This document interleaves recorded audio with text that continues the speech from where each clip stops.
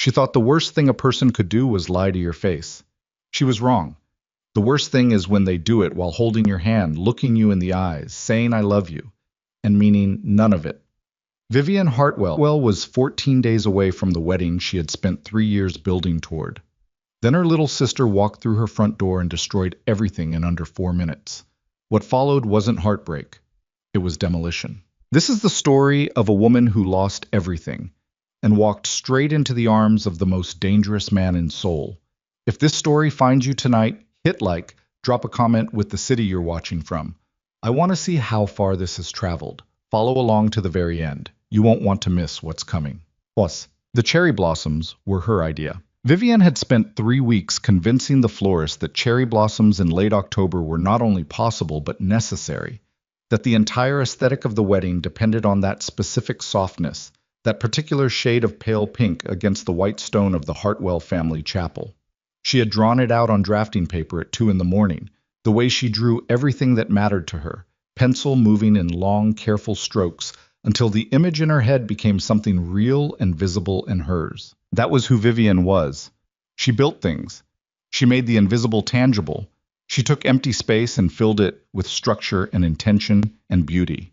It never occurred to her that the same skill made her blind to what was already broken. The apartment was quiet when she got home that Thursday evening. Quiet in the particular way of a space that had been recently disturbed.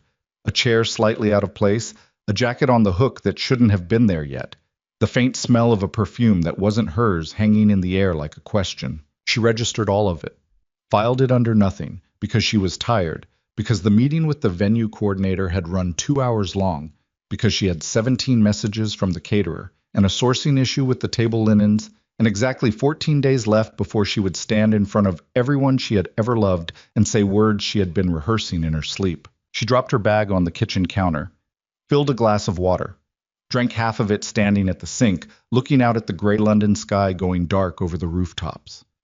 That was when she heard footsteps in the hallway, not Daniel's footsteps. She knew the sound of Daniel moving through a room, the particular weight of him, the slight shuffle of his left foot, the way he always paused outside the kitchen door like he was checking whether she was in a mood. These steps were lighter, hesitant, the steps of someone who wasn't sure they had the right to be there. Vivian turned around. Her sister was standing in the kitchen doorway. Sabrina Hartwell was 26 years old, 4 years younger than Vivian, and in most rooms she was the one people looked at first. Not because she was louder or more beautiful in any objective sense, but because she had always had that particular quality of needing to be noticed. An energy that radiated outward, drawing attention the way a lit match drew eyes in a dark room. Vivian had spent most of their childhood watching that happen and feeling neither jealous nor resentful, just quietly aware of the difference between them. Sabrina needed the room. Vivian needed the work. But Sabrina, standing in that doorway, looked nothing like herself. She looked like someone who had rehearsed a speech 10,000 times and forgotten every word the moment she walked on stage. Her face was gray beneath her makeup. Her hands were pressed flat against her thighs. Her eyes, her mother's eyes, the same dark hazel Vivian had inherited, were wet in a way that hadn't spilled yet, the way water sits at the edge of a glass when someone has filled it too full. Viv, she said. Just that. Just her name. The way people say a name when they don't know where else to start. Vivian set down this water glass. Something cold moved through her chest. Not panic, not yet. Just the quiet recognition that whatever came next was going to be bad. She had a gift for structure. She understood load-bearing walls, the points where pressure concentrated, the places where a building was most likely to fail. She had always applied that same instinct to her life, quietly cataloging the places where things could go wrong. She thought she'd accounted for all of them. "What are you doing here?" Vivian asked. Her voice came out even. She was good at even. "Daniel doesn't get back from Edinburgh until tomorrow." Sabrina's mouth moved. Nothing came out for a moment. "I know," she said finally. This cold thing in Vivian's chest spread. "Sabrina." She kept her voice level because that was the only way she knew how to hold herself together when she felt the ground shifting. "What happened?" Sabrina looked at the floor, then at the wall, then at her own hands, pressed flat against her thighs. "I've been trying to tell you for weeks," she said. "I kept starting and then I couldn't. I thought maybe it would just—" She stopped, swallowed. "I'm pregnant." The kitchen was silent. Outside, somewhere over the city, thunder moved through the clouds. The window glass trembled, just slightly, the way glass does when something heavy passes close. Okay, Vivian said. The word was automatic. Okay. And who's... She stopped. Because she already knew. She knew the way you know the answer to a question you've been refusing to ask for a long time. Not because someone told you, but because some part of you had been watching the edges of things, cataloging the small wrongnesses, the slightly off-angle details, the load-bearing walls that weren't quite holding. You know the way a building knows before the crack appears, in the vibration, in the settling, in the barely perceptible shift of weight. She knew. Sabrina finally looked up.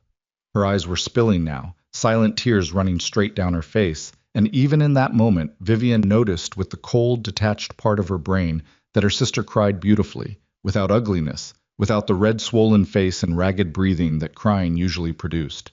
Even falling apart, Sabrina was watchable. "I'm so sorry," Sabrina whispered. It only happened twice, and I know that doesn't make it. I know that's not." "How long?" Vivian asked. "What? How long has it been going on?" It wasn't a question. Questions implied she was waiting for an answer she didn't already have. This was something else. The demand for a number, a timeline, a concrete piece of information she could hold in her hand and look at without flinching. Sabrina closed her eyes. 8 months. 8 months. 8 months ago, Vivian had been designing the expansion of a cultural center in Manchester, working 60-hour weeks, barely sleeping, barely eating, calling Daniel every night from the drafting room because she missed the sound of his voice.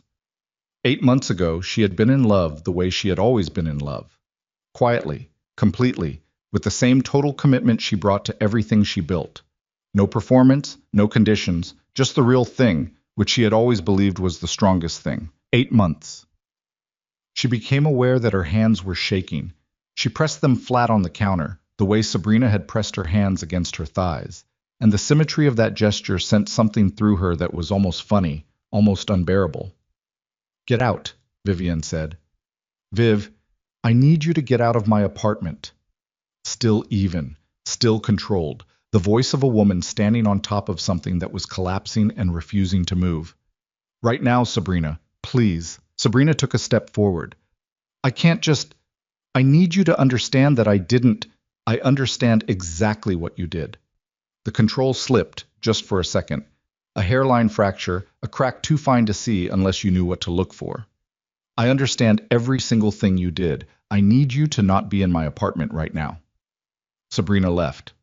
The front door closed. Vivian stood in the kitchen for a long time, hands flat on the counter, not moving, not thinking, just breathing in the shallow, careful way of someone who has just taken a blow and hasn't fully registered the damage yet.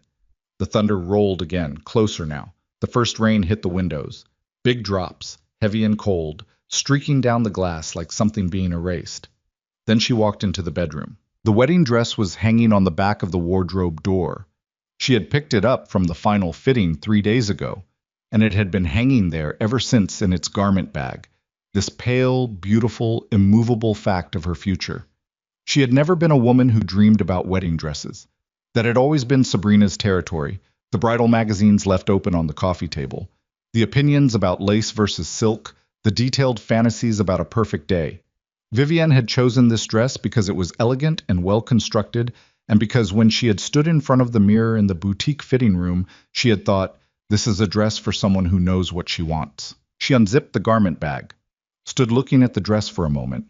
Then she went to the kitchen, opened the drawer beside the stove, and took out the scissors she used to cut herbs. She didn't think about it. That was the thing she would remember afterward, and for a long time she wouldn't know whether to be proud of that or disturbed by it. She didn't think. She didn't cry. She didn't shake. She walked back into the bedroom, took the dress off the hook, laid it on the bed with careful hands, and began to cut. It took a long time. The fabric was dense, expensive, resistant. She had to use both hands, had to put her full weight behind the scissors, and by the end her palms were raw and her shoulders ached, and there were pieces of pale silk scattered across the duvet like something that had been shed, like something that had stopped being necessary. She sat down on the floor with her back against the bed, surrounded by the remnants of the dress she had planned to wear in 14 days, and she looked at her hands, still not crying, still not feeling whatever it was she was supposed to feel. Just empty.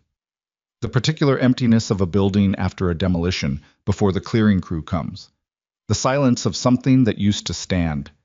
Her phone buzzed on the bed above her. She reached up and took it without looking, already knowing. Daniel's name was on the screen. Calling from Edinburgh, where he wasn't supposed to be alone, she understood now. Where he had never been alone. 14 months of business trips, of I'll be back Sunday, of falling asleep on the phone together, and she had built a picture in her head of what those hours looked like. Daniel in a hotel room, a conference table, a client dinner. And all of it had been a different architecture entirely, a building she had never been shown the blueprints to. She stared at his name on the screen until the call went to voicemail. Then she opened her contacts and booked a flight. Not to Edinburgh, not anywhere in England. She typed Seoul into the search bar because it was the first city that came into her head, the city she had visited once for a conference 4 years ago and barely seen, the city that had always existed at the far edge of her mental geography, as a place she might return to someday when there was time. She booked the first available seat, one way, departing Heathrow at 6 the following morning. She didn't pack much. A suitcase. Her drafting tools. Her laptop. She moved through the apartment with the methodical efficiency of someone who had already processed the decision and was simply executing it now, room by room, drawer by drawer, taking only what was structurally necessary, leaving behind everything ornamental. The engagement ring went on the kitchen counter. She set it down carefully, precisely, in the exact center of the granite surface, the way you place a final object in a space you're finished with. Then she called a cab. At 30 years old, Vivian Hartwell walked out of her London life on a rainy Thursday night with one suitcase, a carry-on, and the absolute certainty that she was never coming back. She was wrong about the last part, but she didn't know that yet. Seoul received her the way cities receive everyone who arrives broken, indifferently, enormously, with the particular mercy of a place that is too busy and too vast to notice one more small human disaster disappearing into its noise. She rented a room in Mapogu, a small, clean apartment on the 6th floor of a building that smelled like concrete and cooking oil and the faint chemical sharpness of cleaning products. She found a teaching position at a language institute within 3 weeks. Not architecture, not design, not anything she was trained for, but English conversation classes 6 hours a day, which required a different kind of precision, the precision of making yourself understood by people who were working hard to understand. She was good at it. She was good at most things she put her mind to, which had always been both a strength and a form of loneliness. 6 months passed. She did not contact Daniel. She did not contact Sabrina. Her mother called twice a month, and Vivian answered, keeping her voice steady, her answers brief, redirecting to neutral territory with the practiced ease of someone who has learned to conduct conversations across the perimeter of the real subject. She told herself this was handling it. She told herself she was fine. She told herself a lot of things in those 6 months. She ran every morning before dawn, alone, through streets that were already humming with the early industry of the city. Delivery trucks, street vendors setting up stalls, the distant clatter of a market opening. She ran because her body needed something to do with what her mind refused to process. She ran until her lungs burned and her legs went to nothing, and the only thing she could think about was the next step, and then the one after that. She did not draw. She did not draft. She did not look at architecture the way she used to look at it. As a living language, she was always translating, always finding new ways to speak. She looked at buildings the way you look at a language you used to speak and have decided to stop. She was not, she would later understand, living. She was maintaining. There is a difference, and it matters. The rain started on a Friday afternoon in March. The particular Seoul spring rain that comes in cold and heavy off the mountains and turns the streets into long gray mirrors reflecting the neon of the signs above them. Vivian had been heading home from her last class of the day when it hit. Not the polite London drizzle she had grown up with, but a real downpour, the kind that soaks through a coat in 30 seconds and turns the world into a blur of water and light. She ducked into the nearest available door. It happened to be a museum. The Hanguk Modern Art Museum was a building she had walked past dozens of times and never entered. A low, clean structure of pale stone and glass. Elegant in the way that serious contemporary architecture tries to be elegant, which is to say, deliberately, with full awareness of its own restraint. She paid the admission fee at the front desk, shook the rain off her coat, and moved into the first gallery more to get out of the weather than out of any particular intention to look at art. But she looked. There was a room in the second gallery, a large room with very high ceilings and a single long window that looked out onto the museum's inner courtyard, where the rain was still coming down hard, turning the stone pavement silver. The room held 7 paintings, large canvases, oil on canvas, deeply textured surfaces that caught the low gallery lighting at different angles and gave back different things depending on where you stood. The work was dense and structural, almost architectural, not landscapes, not portraits, but arrangements of space and mass and shadow that made Vivian think, involuntarily, of the inside of a building she hadn't designed yet. She stood in front of the largest canvas for a long time. Her breathing slowed. Something in her shoulders unlocked that she hadn't realized she'd been holding tense. She had forgotten, in 6 months of maintaining, that space could do this to her. That the right arrangement of forms could reach past all her carefully constructed walls and touch something that wasn't defended, wasn't managed, wasn't performing fine. The artist calls it the weight of inhabiting, said a voice beside her. She turned. The man standing 3 feet to her left was looking at the painting, not at her. He was tall, taller than she expected, given the way he occupied the space around him, which was with a stillness so complete it made his height seem incidental. Korean, mid-30s, she would have guessed, with a face that was striking in a way that had less to do with conventional beauty and more to do with its composition. Sharp jaw, dark eyes, a mouth that looked like it hadn't found much use for smiling.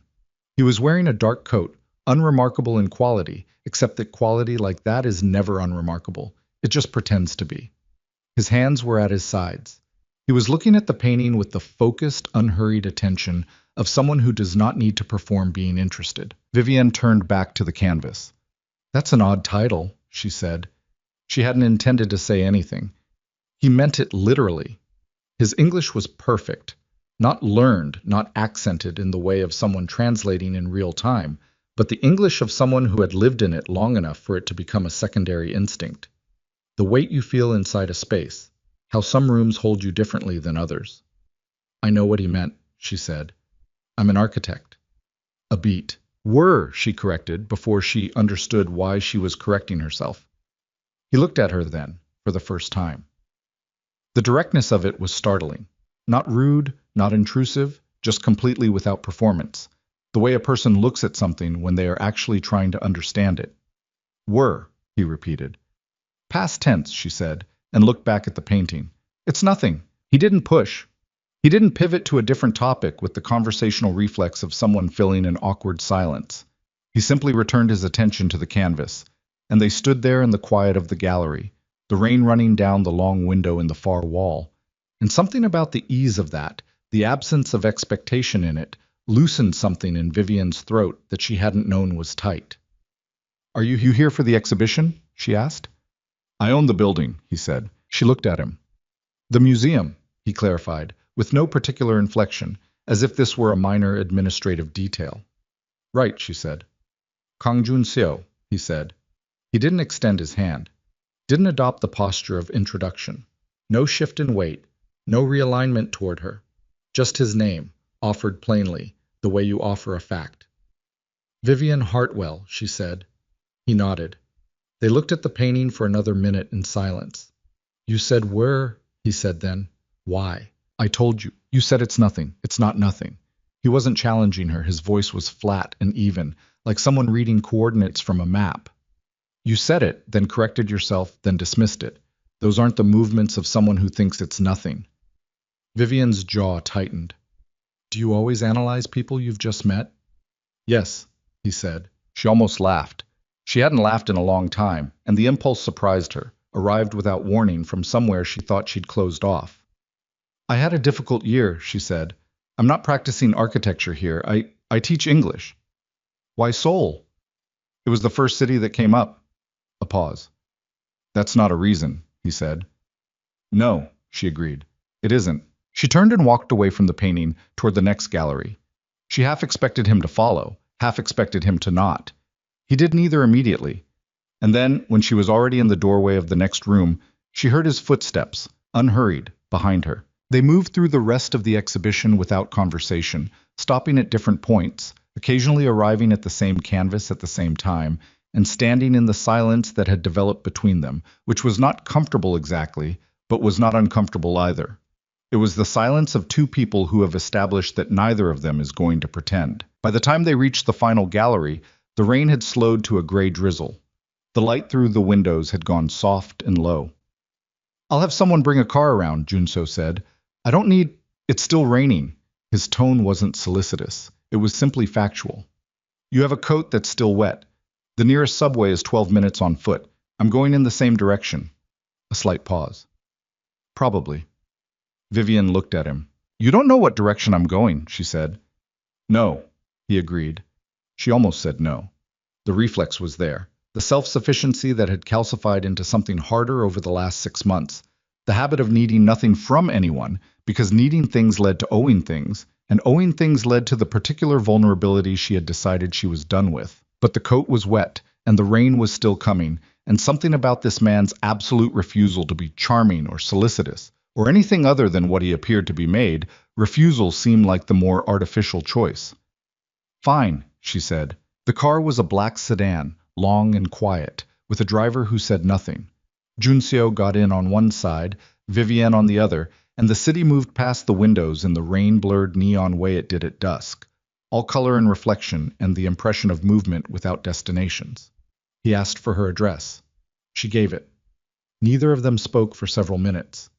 "You're wasted teaching English," he said. "You don't know my work." I know an architect when I talk to one. The way you look at structures, the language you used about the paintings." He was looking out the window, not at her. "You're not someone who stopped caring about buildings. You're someone who's punishing yourself by staying away from them." The words landed with an accuracy that made her breath catch. "That's a significant thing to say to someone you met 40 minutes ago," she said. "I'm told I'm significant," he said, and there was something so dry in it, so precisely calibrated to be almost but not quite a joke, that she felt the impulse to laugh again, and this time it made it further, a short, surprise sound, not quite a laugh, but the beginning of one. He looked at her then. Not the startled look of someone who caused an unexpected reaction, but the attentive look of someone filing new information. The car stopped in front of her building. "Thank you," she said, reaching for the door handle. "Miss Hartwell." His voice stopped her hand. She looked back. He was watching her with that same complete, unhurried attention. "How long are you planning to punish yourself?" She didn't answer. She got out of the car, walked into her building, and rode the elevator to the 6th floor with her wet coat and her wet shoes, and the particular unsteadiness of someone who has just been seen clearly by a stranger and doesn't know yet whether that's dangerous or necessary. She saw him again 8 days later, not by accident. He left a message for her at the Language Institute. She had no idea how he had her place of work, but the message was brief and direct, and she would later understand this was simply how he operated. He found out what he needed to know, without ceremony, without explanation, without asking permission. The message said only, "There is a project. If you're interested, come to this address Thursday at 6. It included an address in Gangnam. Vivian read it twice, threw it in the drawer of her desk, spent 3 days not thinking about it, and thinking about nothing else.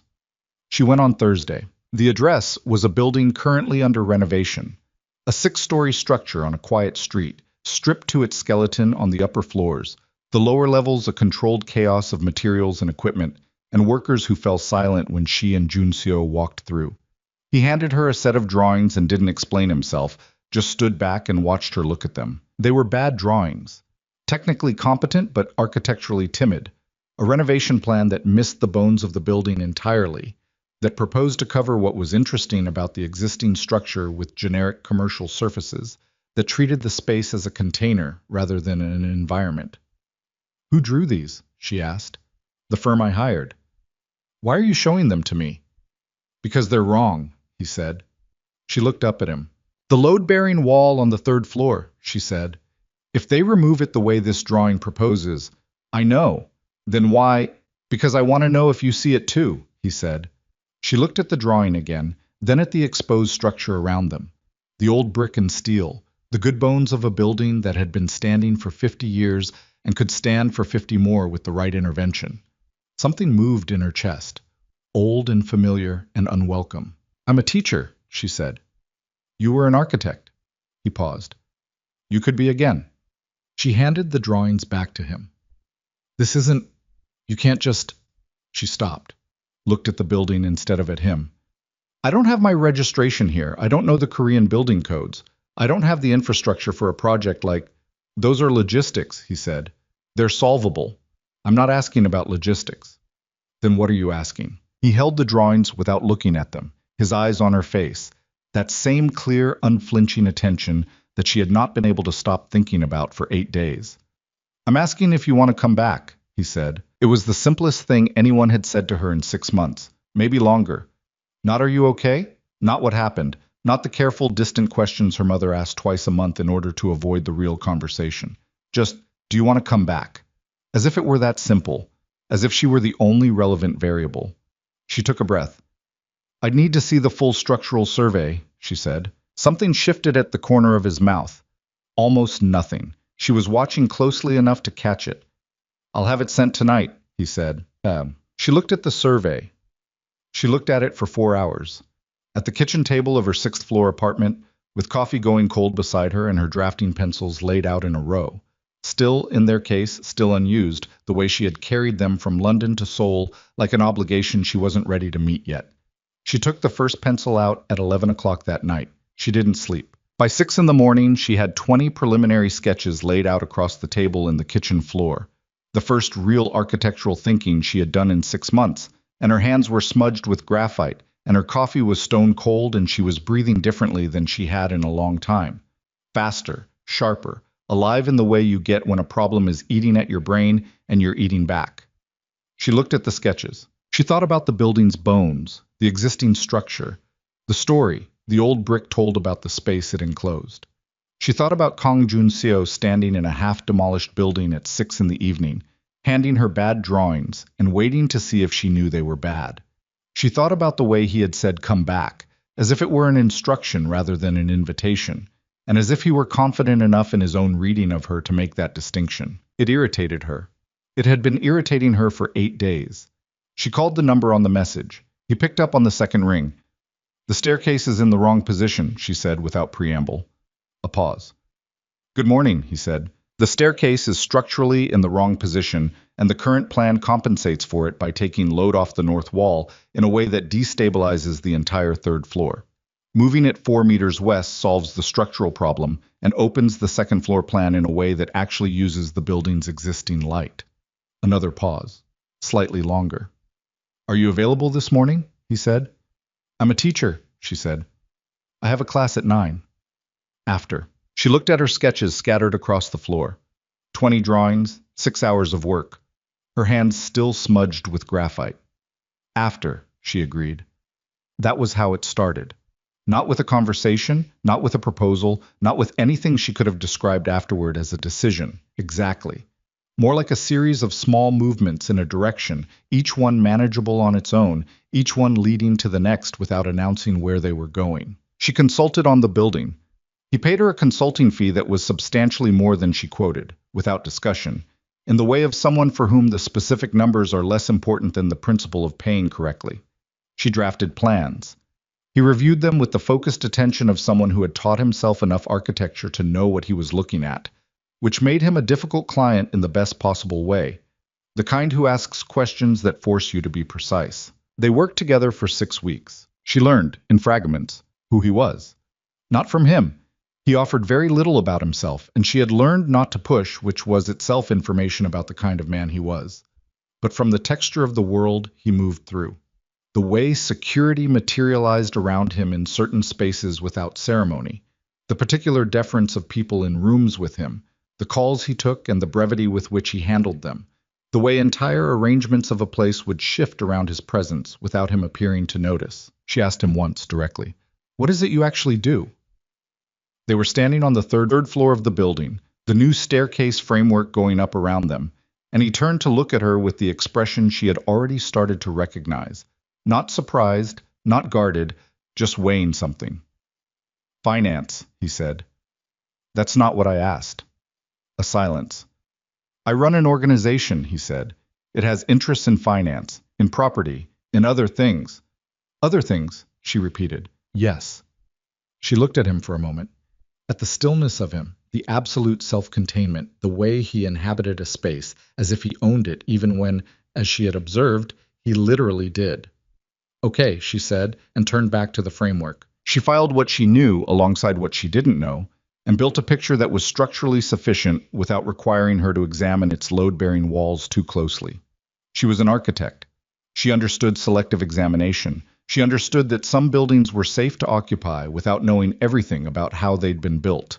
It was a lie she was telling herself. She knew it was a lie. She was good at those, too. The proposition came on a Tuesday evening, not in the building, not in the museum, in his office on the 34th floor of a glass tower in central Seoul, with the city laid out below them in the full neon sprawl of its evening self. Every light duplicated in the Han River that bent south through the center of it, like a dark answer to all that brightness. She had come to present the final plans. He reviewed them in silence, page by page, with the pencil he always used to mark his questions in the margin. Small, precise notations, nothing extraneous. When he finished, he set the drawings on the desk and looked at her. "There's something else I need to discuss," he said. "The timeline, not about the building." She waited. He stood, moved to the window, stood looking out at the city with his hands in his coat pockets. There was something different about him tonight, she registered. Not in his manner, which was as level and contained as ever, but in the specific quality of the stillness, like a man who has made a decision and is now simply delivering it. "I'm expanding into international markets," he said. "Europe primarily. The people I deal with, the partnerships I need to secure, they require a particular kind of presentation. Legitimacy." He paused. "Stability." She said nothing. "Nothing. I need a wife," he said. Vivian's stillness matched his. "On paper," he continued, turning from the window to look at her directly, "a contract. 2 years. In return, you would have financial security, access to resources, protection. A beat. The support infrastructure to properly relaunch your career in Seoul." The silence stretched. "You're serious," she said. "I don't make jokes about contracts." She looked at him. At the flat evenness of his expression, the complete absence of charm or seduction or any of the apparatus men usually deployed when they wanted something. Just the proposition, stated plainly, the way you state a structural requirement. Here is what the building needs. Here is what it will cost. Here is what you get in return. "Why me?" she said. "Because you're intelligent and you're capable and you don't need anything from me except what I'm offering." He paused. "And because you are already not performing. You are simply you. That's rare." Another pause, the briefest. "Also because you will not fall in love with me." That landed somewhere she wasn't expecting. "You seem very confident about that," she said. "I'm confident about most things," he said. She looked out at the city, at the river, at the lights, at the vast, indifferent, merciful sprawl of Seoul that had received her 6 months ago and asked nothing from her and given her just enough to keep going. She thought about Daniel's name on her phone screen, the engagement ring on the granite counter, the pieces of the dress across the duvet. She thought about 8 months. She thought about the building's bones, the good structure underneath the bad drawings, the potential in a space that just needed someone to look at it correctly. She turned back to Junseo. "I'll need to read the contract," she said. "Obviously," he said. "All of it. Every clause." "I wouldn't expect otherwise." She nodded. Once. The small, definitive nod of a woman closing a calculation. "Send it tonight," she said. "It's already on your email," he said. She looked at him. "I told you," he said. "I'm confident about most things." She picked up the final plans from the desk, tucked them under her arm, and walked toward the door. "Miss Hartwell," he said. She stopped but didn't turn. "In 2 years," he said, "you will have everything you need to build whatever you want, wherever you want. No one will be able to touch you." She stood there for a moment with the city behind her through the glass and his voice level and flat in the air. 2 years, she said. 2 years, he confirmed. She walked out. She read the contract that night. All of it. Every clause, every subclause, every provision, the legal language cold and precise and exhaustive and completely honest in the way that very few things in her life had been recently. At 2 in the morning, she signed it. And in the morning, she woke up as someone's wife, a wife on paper, a wife in a tower, a wife to a man who had told her, with complete confidence, that she would never fall in love with him. What he didn't tell her, what neither of them knew yet, In the gray morning light of a Seoul March, the Han River running silver below the city, was that the contract had already started doing something neither of them had written into it, something neither of them had a clause for. And contracts, Vivienne knew, were only ever as good as the assumptions you made when you wrote them. The contract arrived in her inbox at 2:47 in the morning, which meant he had sent it before she even left the building. She read it at the kitchen table with the city quiet outside and a glass of water she kept forgetting to drink sitting beside her laptop. 41 pages. She read every one. The language was clean and surgical, the work of lawyers who had done this before, who knew how to make an arrangement like this airtight without making it feel like what it was. Separate residences within the same property. Joint public appearances at a frequency to be mutually agreed. Financial provisions laid out in tiers, each one contingent on specific milestones. A non-disclosure clause that ran in both directions with equal weight, which she noted because it was unusual, because it meant he was as exposed by this arrangement as she was, which either meant he trusted her judgment or he had already done enough research on her to know she wouldn't talk. Probably the second one. At the bottom of the last page, above the signature line, a single handwritten addition in a precise compressed script. All terms negotiable prior to execution. None after. She read that twice.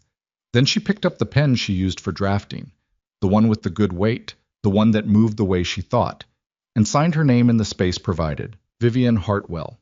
Clear, unhesitating, the signature of a woman who had made a decision and was not going to revisit it at 2 in the morning on a kitchen floor with graphite still on her hands. She scanned it, sent it back. Then she sat in the quiet for a while and looked at the city through the window and did not think about what she'd just done, because thinking about it was not useful, and she had always been a woman who prioritized the useful. She was getting better at lying to herself. She recognized that. She wasn't sure yet whether it was a survival skill or a character flaw. Possibly both. The move happened 4 days later with an efficiency that told her everything she needed to know about how Kang Junseo operated. A team of 3 arrived at her apartment Thursday morning. Not movers exactly, more like people who move things as a secondary function of their actual purpose, which appeared to be managing logistics in a general sense for a man who had a great many logistics that required managing. They were polite, quiet, and extremely fast. By noon, her suitcase and her drafting tools and her books and the small collection of objects she had accumulated in 6 months of surviving in Seoul were loaded into a vehicle she hadn't been told to expect. She gave the keys back to the building manager, who looked at her with the particular blankness of a man who has learned not to ask questions about the comings and goings of foreign women on the 6th floor. The new address was in Yongsan-gu, close to the river. The building was the kind of building that did not announce itself. No branded lobby, no ostentatious facade, just clean stone and good glass, and the quiet authority of serious money that has nothing to prove. She was shown to an apartment on the 18th floor. 3 bedrooms, a kitchen that was better equipped than any kitchen she had ever used, and a wall of windows that faced west over the Han River and the mountains behind it. A separate set of keys, she was told, unlocked the floor above. The 32nd floor. Junseo's residence. "He asked me to tell you," said the man who had managed the logistics, a precise and unreadable person named Choi, who she would come to understand was Junseo's primary operational assistant, "that the 32nd floor is always accessible to you. He also asked me to tell you that it is never required." "Understood," she said. Choi left. She stood in the living room of her new apartment and looked at the river and thought about the word required and what it implied about the word accessible, and decided not to examine it further. She unpacked her drafting tools first. That told her something about herself that she was not ready to look at directly. They appeared together for the first time publicly, 12 days after she signed the contract. A charity dinner in Gangnam, the kind of event that existed primarily to be seen at, where the food was secondary to the architecture of social positioning that happened in the spaces between courses. Junseo had sent a car and a message, business formal. Nothing that requires assistance to walk in. She had almost smiled at that. She wore a dress she had bought in London 2 years ago for an awards reception. Dark green silk, clean lines, nothing decorative except the cut, which was the most honest kind of decoration. She was not a woman who needed ornamentation. She had always understood that. He was waiting in the lobby when she came down. He looked at her the way he looked at buildings. A single, complete assessment, nothing lingering, just information gathered and filed. Good, he said. I wasn't asking for your approval, she said. I know, he said. Good anyway. In the car, he briefed her. Which families would be present, which names she needed to recognize, which conversations she should engage and which she should let him manage. He spoke quickly and without condescension, the way you brief someone you expect to be competent. And if someone asks how we met, she said. The museum, he said, which is true. And the timeline? We've been together for 8 months. Quietly. He paused. Also plausible. She looked out the window. 8 months. The same number Sabrina had said standing in the kitchen doorway with wet eyes.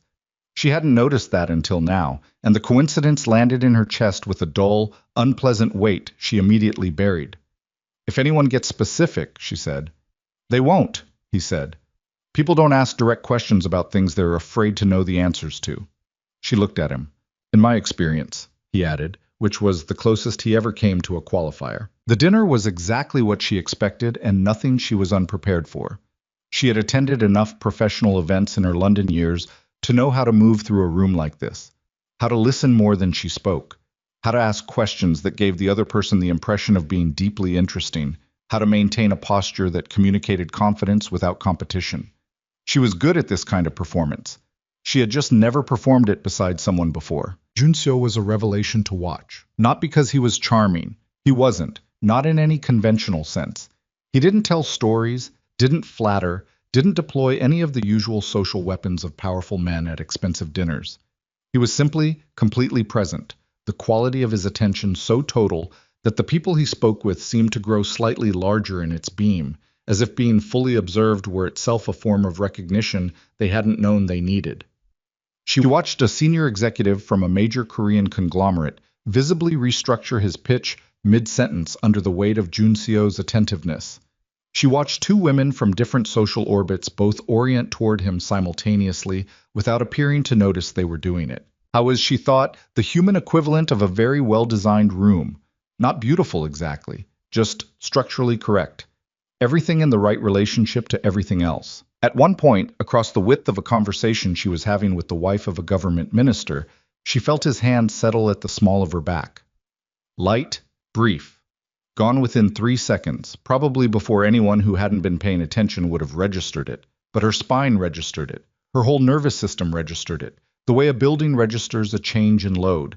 Not with collapse, but with adjustment, the subtle redistribution of weight. She finished her sentence without missing a beat. On the ride back, she said nothing about it. Neither did he. The routine settled in the weeks that followed, the way routines do. Not through decision, but through repetition. One day layering over another until a pattern existed that neither of them had explicitly designed. She worked on the building renovation 3 days a week, sometimes 4. He reviewed her progress on the other days, quickly, with the same precise marginalia and occasionally a question that required her to go back and rethink a section she thought she'd resolved. They attended 2 more public events. They passed each other in the lobby of the building occasionally, with the slightly careful neutrality of people who share a space and have agreed, without discussing it, on the terms of that sharing. She did not go to the 32nd floor. She did not need to. She told herself this often enough that it started to feel true. The things she had not anticipated, the thing she had not written into her own private understanding of what this arrangement was the work. Not the renovation work, which she had anticipated and which was simply the return of herself to herself. That specific deep hum of a brain doing the thing it was built to do.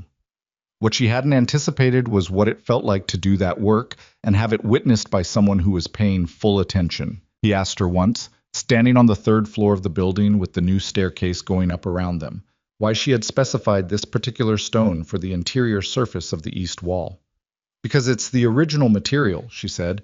It was under 3 layers of plaster. The building used it in 1962 and then covered it up. I'm uncovering it. He looked at the exposed stone. Most clients would want something new. Most clients are wrong, she said. New doesn't mean better. It means no one had to think about it. He was quiet for a moment. What you do, he said, is essentially archaeology. Yes, she said, slightly surprised. That's exactly what it is. He nodded, filed it, said nothing more.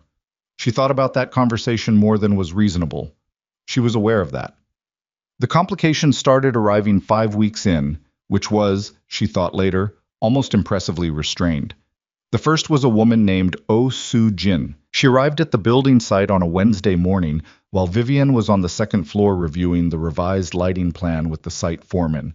And the way she arrived, the particular confidence of someone who moves through a space as if her right to be there is beyond question, told Vivian something before she even knew who she was looking at. Soo-jin was perhaps 35, beautiful in a way that appeared effortless and was not, with the posture of a woman who has spent a long time being looked at and has made peace with it as a professional asset. She was dressed for a different kind of building, the kind with marble lobbies and ambient lighting. Not for a construction site, but she moved through the materials and equipment with perfect unconcern, which meant she was either careless or very confident in her own authority. She looked at Vivian, the way women look at other women when they are gathering information rapidly and do not want to appear to be doing so. "You're the architect," she said, in English, which meant she had been briefed. "Yes," Vivian said. "Junseo mentioned you." A pause, timed precisely. "He mentioned the building, I mean." "Are you here to see the building?" Vivian asked. "I'm here to see him." She smiled. It was a proficient smile, the kind that carried exactly as much warmth as was required by the situation and no more. "We have a history." She said history the way people say it when they mean something specific and want you to know they mean something specific without having to say it out loud. "He's not here," Vivian said. "I can pass a message." "I'll find him myself," Soo-jin said. "I always do." She left. Vivian stood on the second floor of the building with the lighting plan in her hand and a feeling in her chest she spent the rest of the morning refusing to name. That evening, she brought it up. Junseo was at his desk when she knocked on the open office door, not the 32nd floor, his secondary office on the 28th, where he spent most of his working hours. He looked up. The expression on his face shifted by nothing visible, but she had been paying attention long enough to catch the almost imperceptible readjustment of someone who was not entirely surprised to see her there. "There was a woman at the site today," Vivian said. "Oh, Soo-jin." "I know," he said. "She said you have a history." "We do." No apology in it, no deflection, just the same flat delivery of fact. "Is she going to be a problem?" He leaned back in his chair, studying her. "For what? For this?" She gestured, all economical gesture that encompassed the space between them, the contract, the entire arrangement. "For the image we're maintaining." "No," he said. "How can you be sure?" "Because I told her 6 months ago that there was nothing between us, and she doesn't accept it, and that's her problem, not mine." Vivian looked at him. At the complete absence of discomfort in him, the steadiness, the refusal to perform contrition about a situation he had not caused. "You should have mentioned this before I signed," she said. "It wouldn't have changed anything," he said. "You don't know that. You wouldn't have let it," he said. "You don't make decisions based on emotional variables." The accuracy of it was infuriating precisely because it was accurate. "I don't like being caught off guard," she said. "I'll keep that in mind," he said. "Is there anything else I should know about?" He considered this with the same deliberate honesty he applied to everything. "Probably," he said. "Nothing I expect to be immediately relevant." "That's not reassuring." "I wasn't trying to reassure you," he said. "I was trying to be accurate." She looked at him for a long moment. "Fine," she said, and left. She was halfway to the elevator when she heard him say, through the open door, without raising his voice, "She's not a threat to you. I want to be precise about that." She stopped. "I'm not threatened," she said, to the hallway. "I know," he said. "I'm telling you anyway." She went to the elevator, pressed the button, stood there with the feeling she had refused to name all day sitting in the middle of her chest, and understood, with the cold, clear architectural precision that she applied to load-bearing walls and structural surveys and all the things she built her life around, that the feeling had a name, and she had known what it was since the building site, and she was not going to say it out loud because saying it out loud changed the load-bearing structure of the entire arrangement, and she was not ready for that calculation. Not yet. Not anywhere close to yet. The email from London arrived on a Friday. It came from the executive committee of the Archer International Architecture Prize, a competition she had submitted to 18 months ago, before London, before Sabrina, before the dress and ribbons on the duvet.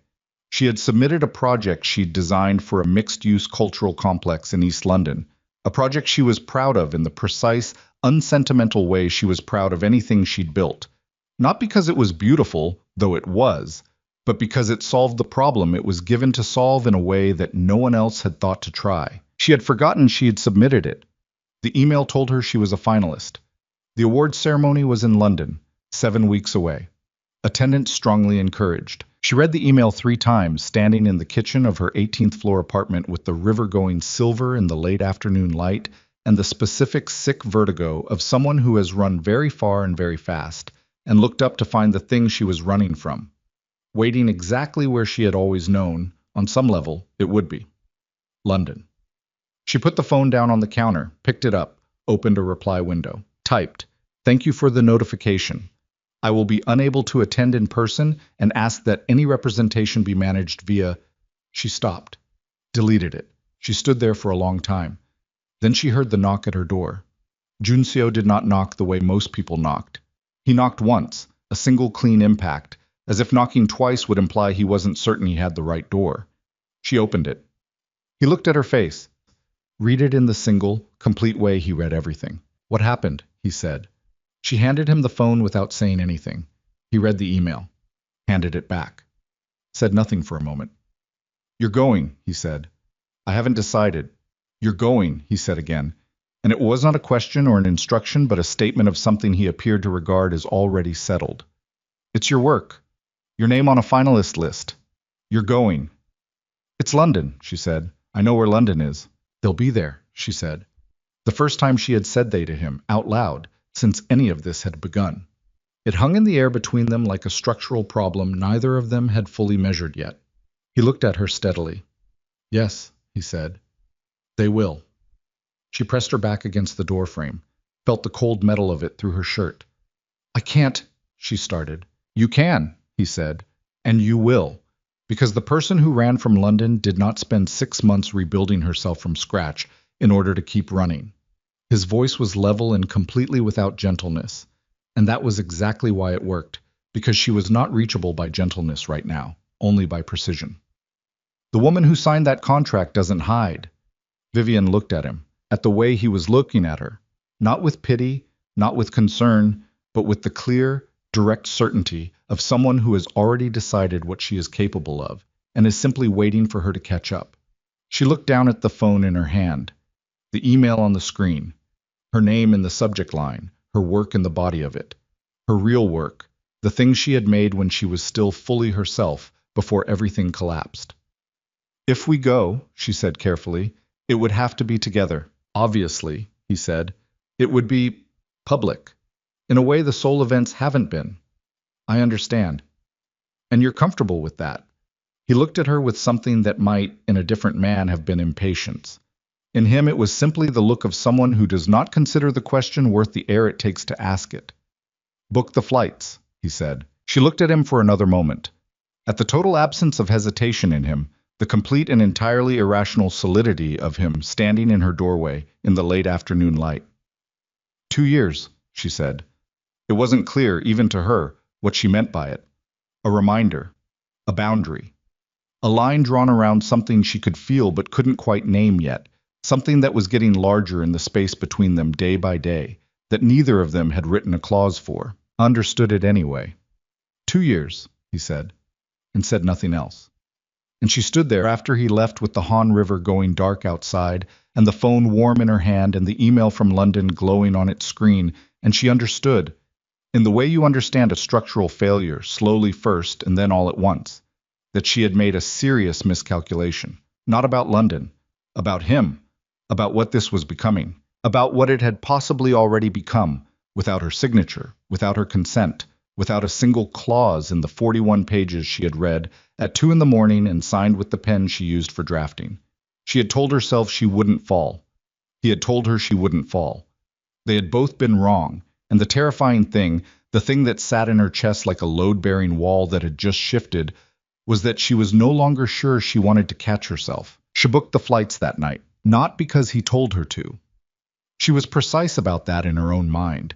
She booked them because they needed to be booked, because the nomination was real, and the work was real, and the woman who had designed that building in East London deserved to stand in the room where it was being recognized, regardless of who else was standing in that room.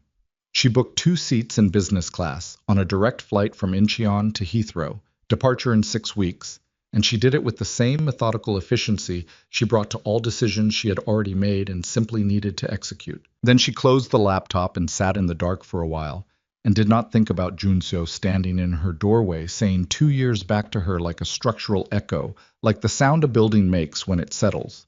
She was getting very good at not thinking about things. The 6 weeks moved the way weeks move when you are simultaneously dreading and needing a fixed point on the horizon, faster than you want them to and not fast enough. She worked.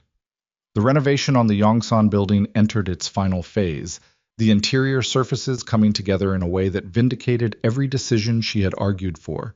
The stone of the east wall luminous under the new lighting, the repositioned staircase opening the second floor into something that actually breathed. She walked through it on a Thursday afternoon 3 weeks before London, and stood in the center of the main space and felt the room the way she always felt a room when she'd gotten it right, as a physical weight settling correctly, everything in the right relationship. The building doing what buildings were supposed to do, which was hold space in a way that made the humans inside it feel, without knowing why, exactly the right size. She took out her phone and photographed it. Not for the portfolio, not yet, just for herself. She sent one of the photographs to Junseo without a caption. He replied 40 minutes later with a single word, "Good." She looked at that word for longer than was necessary. She understood, in significant trouble.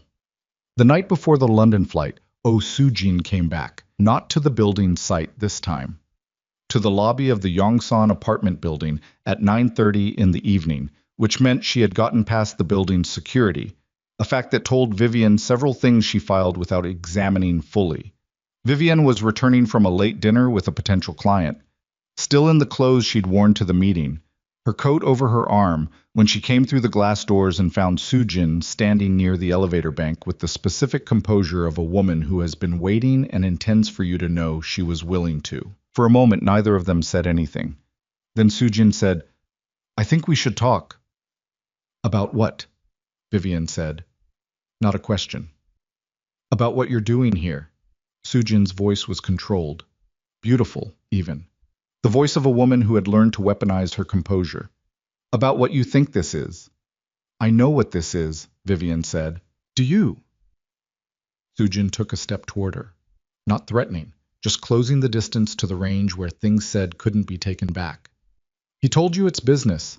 He tells everyone it's business. He told me that once, and I believed him." She paused. "You seem smarter than I was."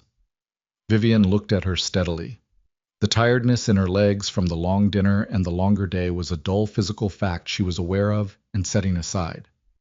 "What do you want?" "I want you to understand what you're walking into." Soo-jin's composure had something behind it now. Not anger exactly, more like the pressure of something that has been held at a consistent temperature for too long. He is not a man who does anything without a reason. That contract, whatever he offered you, it isn't what it looks like. "Most things aren't," Vivian said. "His organization is under investigation." The words came out leveled, deliberate, placed like tiles. "Korean Financial Supervisory Service. They've been building a case for 14 months. A legitimate marriage to a foreign national with an established professional profile gives him a layer of credibility that makes the timeline of the investigation much more complicated." The lobby was quiet. Someone moved through from the parking level, didn't look at them, disappeared into the elevator. "You're telling me," Vivian said, keeping her voice very even, "that I'm a legal shield." "I'm telling you that's one possibility." "Why are you telling me this?" Soo-jin held her gaze. Something moved through it. Not the polished composure, but what was underneath it, which was older and less managed and more real. "Because I spent 3 years being useful to him," she said, "and I would like someone else to go in with her eyes open." The elevator arrived. Vivian stood there for a moment. "Good night," she said. She rode up to the 18th floor and stood in her apartment with her coat still over her arm and the city laid out through the windows and Oh Soo-jin's words sitting in her chest like a piece of foreign material that her body was now deciding whether to absorb or reject. A legal shield. She put her coat on the hook, went to the kitchen, filled a glass of water, drank it standing at the sink the way she always did when she needed to do something with her hands while her brain worked. She thought about 41 pages of contract language. She thought about the precision of it, the completeness, the way it had read like the work of people who had done this before. She thought about in return for legitimacy, the word he had used, legitimacy, standing at the window of the 34th floor with the city below him. She had taken the word at face value because she was an architect, and she thought in structures, and she had built the framework of this arrangement on foundations she had not fully tested. That was her failure. She recognized it with the cold, specific shame of a professional who should have known better. She went to the floor above.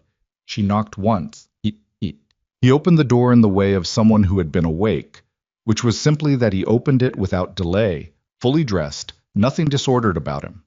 He read her face the way he always did. One complete assessment, then attention, waiting. She walked past him into the apartment.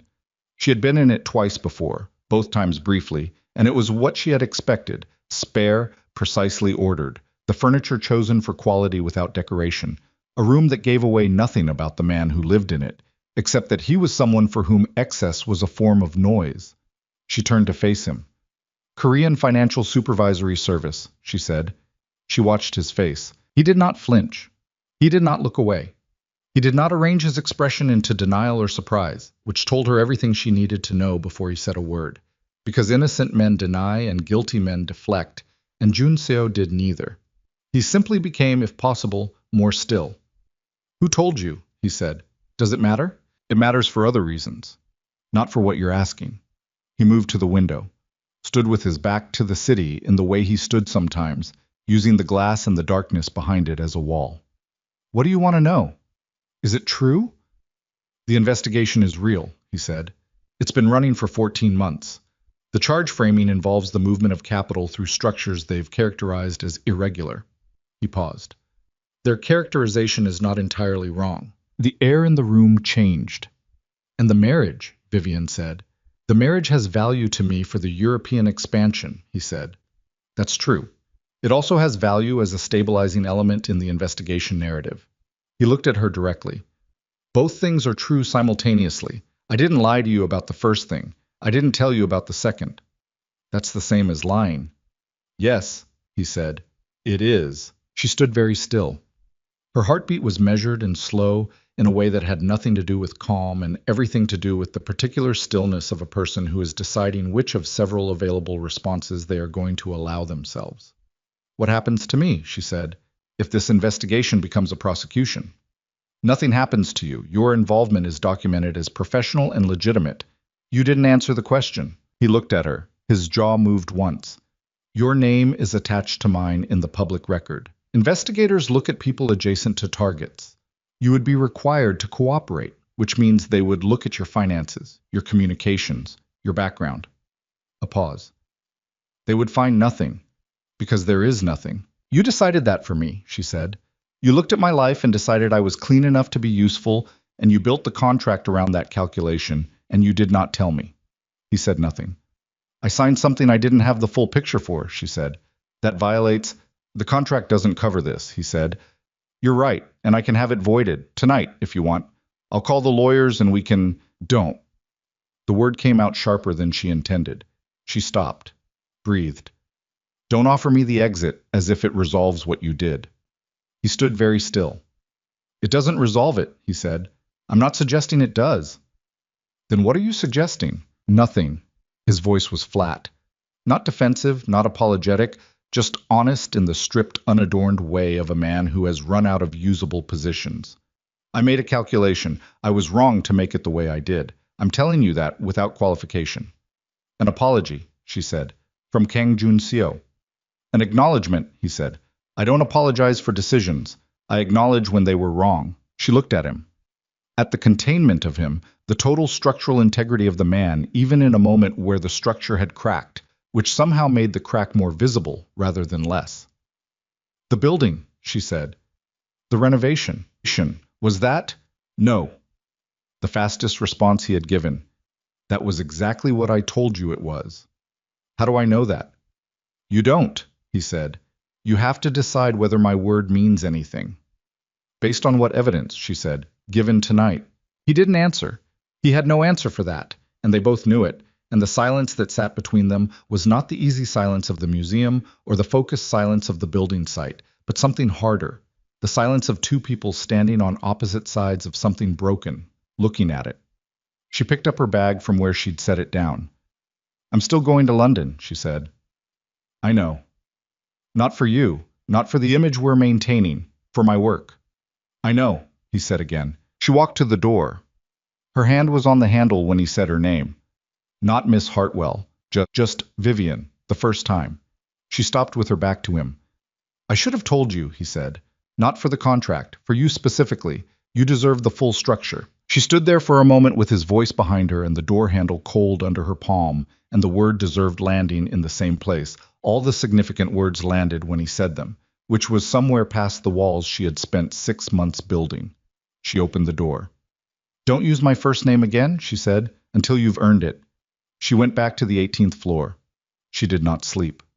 The flight to Heathrow was 11 hours and 20 minutes. They sat on opposite sides of the aisle, which had not been the seating arrangement she had booked, and which she understood he had changed, giving her the distance she hadn't asked for, but that he had correctly determined she needed. He worked through the flight with his laptop and his phone, and the specific, focused self-containment of a man who does not require conversation to fill silence. She put her headphones on and looked out the window at the dark over the ocean, and thought about nothing she was willing to look at directly. At some point she slept. She woke up over Europe, gray morning light coming in through the oval window. The landscape below small and green and impossibly familiar.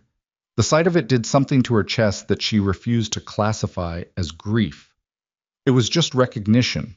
The particular quality of English light, the particular color of English green, the country she had left on a rainy Thursday night with a suitcase, and a conviction that she was never coming back. She was coming back. She looked across the aisle. Junseo was asleep, which was the first time she had seen him asleep, which was the first time she had seen his face without the quality of deliberate attention she had come to understand as fundamental to him. Asleep he looked, not younger, not softer, but more like a person and less like an institution. There was a line between his brows, even at rest. His hands were folded in his lap with the same precision they always had. He looked like a man who did not fully switch off even in unconsciousness, which she suspected was accurate. She looked at him for longer than she should have. Then she looked back out the window. A legal shield. You deserve the full structure.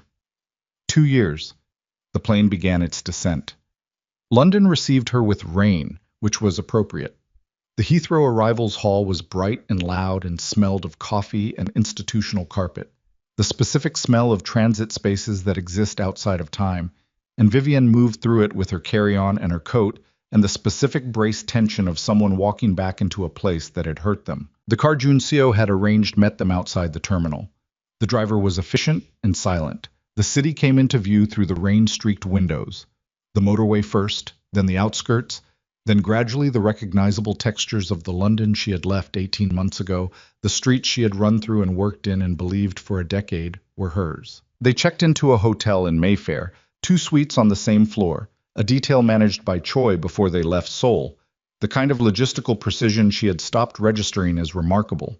Her room was large and quiet, and had windows that looked out over a small square, the trees going green with early spring, the rain making the stone pavement dark. She stood at the window for a long time. Her phone buzzed. A number she had not seen in 8 months. Daniel. She stared at it. The phone buzzed twice, 3 times, stopped. Then a text message. I know you're in London. I'd like to talk. Please. She put the phone face down on the desk, sat on the edge of the bed, stood up, picked up the phone and typed, There is nothing to say. Deleted it. Typed, Don't contact me again. Deleted that. Stared at the screen. There was a knock at the door. Junseo stood in the hallway in a different coat, gray, London appropriate, making him look simultaneously more civilian and more foreign. He had her phone number, she realized, from the contract documentation, which meant he had seen the incoming call, which was impossible, which meant he had simply knocked at this specific moment by coincidence or instinct, and she was not sure which possibility was more unsettling. You look like you're about to make a decision you'll regret, he said. I look like someone who just arrived after 11 hours on a plane, she said. Both, he said. He handed her a coffee, black, the way she always had it, a detail she had never explicitly told him, but that he had simply observed and retained the way he retained everything. She took it. Daniel texted me, she said. I know. She looked at him. Choi monitors public travel databases for names connected to this visit, he said. Yours was flagged alongside a related record. Daniel's name is connected to mine in a travel database? He booked a flight to London 2 days after your nomination was announced publicly, Junso said. Same window, different hotel. The coffee was hot in her hands. She focused on that. He's here for the gala, she said. He's here for you, Junso said, flatly, without inflection. The flat delivery of someone transmitting information they have already processed and set aside. She sat back down on the edge of the bed. The room was very quiet, the rain against the windows, the muffled sound of London below. The investigation, she said. If I'm seen publicly here, if there's press, that's not why I'm here, he said. I know, she said, which surprised her. The ease with which she said it, the certainty of it, which had no rational basis given everything that had happened in the 32nd floor apartment 3 nights ago, but existed in her anyway, structural and immovable. He stood in the doorway of her hotel room in the gray London morning, with his coat and his coffee and the total self-possession of a man who makes no movement that isn't intentional, and she looked at him and understood, with the specific, devastating clarity of an architect looking at a load-bearing wall she had been pretending wasn't there, that she was not going to survive the next 2 days intact. Not because of Daniel, not because of the gala, not because of the investigation, or the contract, or the 41 pages she had signed at 2 in the morning with graphite still on her hands. Because of the man standing in the doorway. Because of the way she had learned the specific grammar of his silences. Because of the word deserved said in the dark of his apartment, and the word Vivian said at the door, and the fact that she had told him to earn it, and some part of her, the part she had not successfully managed or structured or walled off, was already keeping the count. Her phone buzzed again. This time it was not Daniel. It was an unknown number. London area code. The message was 4 words. We need to meet. S. Sabrina. Vivian's hand went completely still on the phone. Junseo watched her face do something she could not control. The brief, total failure of the composure she had spent 18 months reconstructing. The hairline fracture become a crack, become something structural, the building shifting in the foundation in a way that no amount of load redistribution could quietly correct. What is it? He said. She turned the phone so he could see the screen. He read it, said nothing for a moment. You don't have to respond, he said. I know that. You also don't have to protect yourself from it forever, he said. She looked at him with something that was close to anger and not quite, the way things that are close to anger and not quite are usually something more dangerous. Grief with nowhere to go, or love with no clear target, or the particular rawness of someone who has held it together for long enough that the muscles are giving. What would you know about it? She said. You don't let anyone? No, he said. I don't. The acknowledgement was so clean and so complete and so devoid of self-pity that it stopped her. Then don't advise me on it, she said. Fair, he said. He stepped back from the doorway. The gala is tomorrow at 8, he said. Dinner tonight is optional. Rest if you need it. A pause, the kind that carried something he wasn't going to elaborate on. I'll be on this floor if you need anything.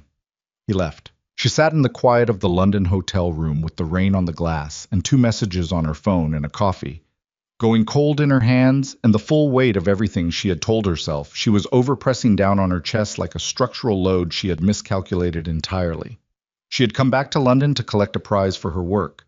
She had come back as someone's wife, on paper, in ink, in a contract she now understood had been only partially honest. She had come back with a man she had signed a document promising not to love, and she was losing that particular contractual argument in every room they shared.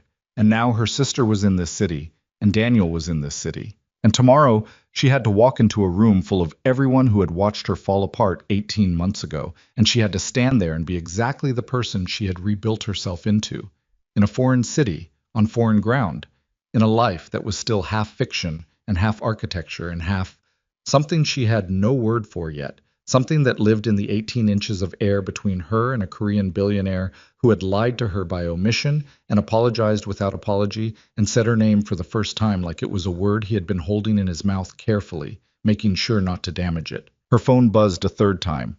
Unknown number again. Different one. The message was longer this time. It was not from Sabrina. It was from a name she did not recognize, a Korean name, a woman's name, and the message was in English, precise and cold. You should know that your husband's organization has been under cooperative surveillance by both Korean and British authorities for the past 7 months. Your travel to London has been flagged. You will be contacted by the National Crime Agency within 48 hours. If you cooperate voluntarily, your exposure is manageable. If you wait for them to come to you, it will not be. Vivian, read it once. Read it again. Set the phone face down on the desk with a care that had nothing to do with calm and everything to do with the fact that she did not trust her hands. British authorities, 48 hours. Your exposure is manageable. She stood up, walked to the window, looked out at the rain-gray square below, the trees, the stone, the impossible familiarity of England that had never once in her life felt this foreign. She had signed a contract she didn't have the full picture for. She had flown to London as the legal partner of a man whose organization was under joint international investigation. She had 48 hours before officers of the National Crime Agency knocked on the door of a Mayfair hotel room with her name on the registry. And somewhere in this city, her sister was waiting with 4 words and a question Vivian had been refusing to answer for 18 months. She pressed her forehead against the cold glass of the window. The woman she had been in London, the woman in the cherry blossom wedding and the well-fitted life, and the absolute certainty that she had chosen correctly, was 18 months dead and not coming back. The woman she had built in Seoul was standing at a window in the rain, and she was going to have to decide right now, today, who that woman actually was. Not the contract version, not the survivor version, not the fine version she performed twice a month for her mother. The real version. The version that had signed her name at 2 in the morning and walked into a building half demolished and felt the bones of it and known immediately what it needed. The version that had been falling for a man she'd agreed not to fall for and had been writing clauses in her head to justify it for weeks. That version. That was who had to face the next 48 hours. She straightened, pulled back from the glass, picked up the phone. She did not call Junseo. Not yet.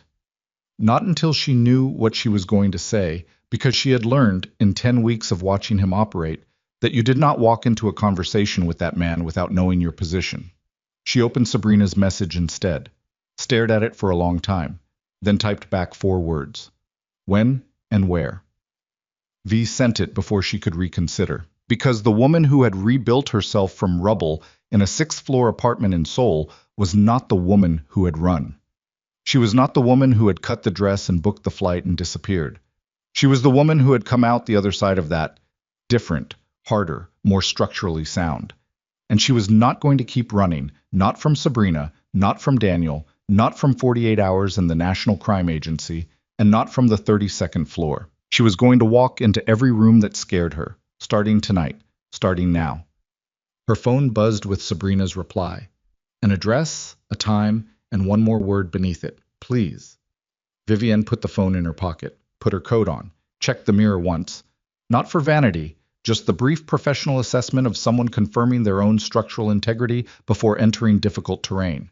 She looked fine. She looked like herself. She opened the door and walked out into the London morning, and the rain was cold and real and exactly as relentless as she remembered. The cafe Sabrina had chosen was in Clerkenwell, 20 minutes from the hotel by cab, in a street Vivian did not recognize, which meant it was neutral ground, chosen deliberately, a location with no history between them. She registered that as she paid the driver and stood on the wet pavement looking at the place through the window, small, warm, half empty at 11 in the morning, the kind of cafe that existed in the spaces between London's more recognizable neighborhoods, unremarkable by design. She went in. Sabrina was already there, corner table, facing the door. Another deliberate choice, Vivian noted. The choice of someone who needed to see her coming. She looked different, not older exactly, but changed in the way that a year and a half of living with consequences changes a person, which is less about the face and more about the weight behind it. The particular brightness she had always carried, that outward radiating energy, that magnetic need to be noticed, was quieter now, turned down, not extinguished, but no longer automatic. She was holding a coffee cup with both hands. When she saw Vivian walk in, her grip on the cup tightened, the knuckles going pale. Vivian sat down across from her without taking her coat off.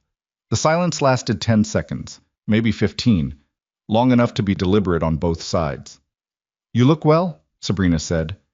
Don't, Vivian said. Sabrina closed her mouth. You have something to say, Vivian said. Say it. Sabrina set the cup down. Her hands were shaking slightly. Not dramatically, just the fine motor tremor of someone whose nervous system is working very hard to hold a controlled presentation together. I needed you to know that I know what I did, she said.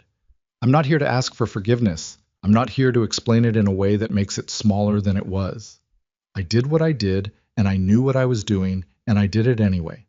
She paused. Her jaw was tight. I needed to say that to your face. Not in a letter, not through Mum. To your face. Vivian looked at her. At the sister she had grown up beside, whose clothes she had borrowed and whose secret she had kept and whose particular way of moving through a room she had watched with a combination of affection and the mild, constant awareness of difference. At the face she had known for 26 years and thought she understood. The baby, Vivian said. Sabrina's breath caught. A girl, she's 4 months. And Daniel, a pause. Something moved through Sabrina's face that was complicated and did not resolve into anything simple. We married in November, she said. It isn't good, but it's what it is. Vivian absorbed that, filed it. I'm not here to discuss Daniel, she said. No, I know. And I'm not going to tell you what I feel about what you did, because it wouldn't give you what you came here for, and it wouldn't give me anything useful. She kept her voice level. Even. The way she had kept it in the kitchen of the London apartment 18 months ago, hands flat on the counter, the world collapsing underneath that particular steadiness. So I'm going to ask you one thing, and I need the truth. Sabrina looked at her.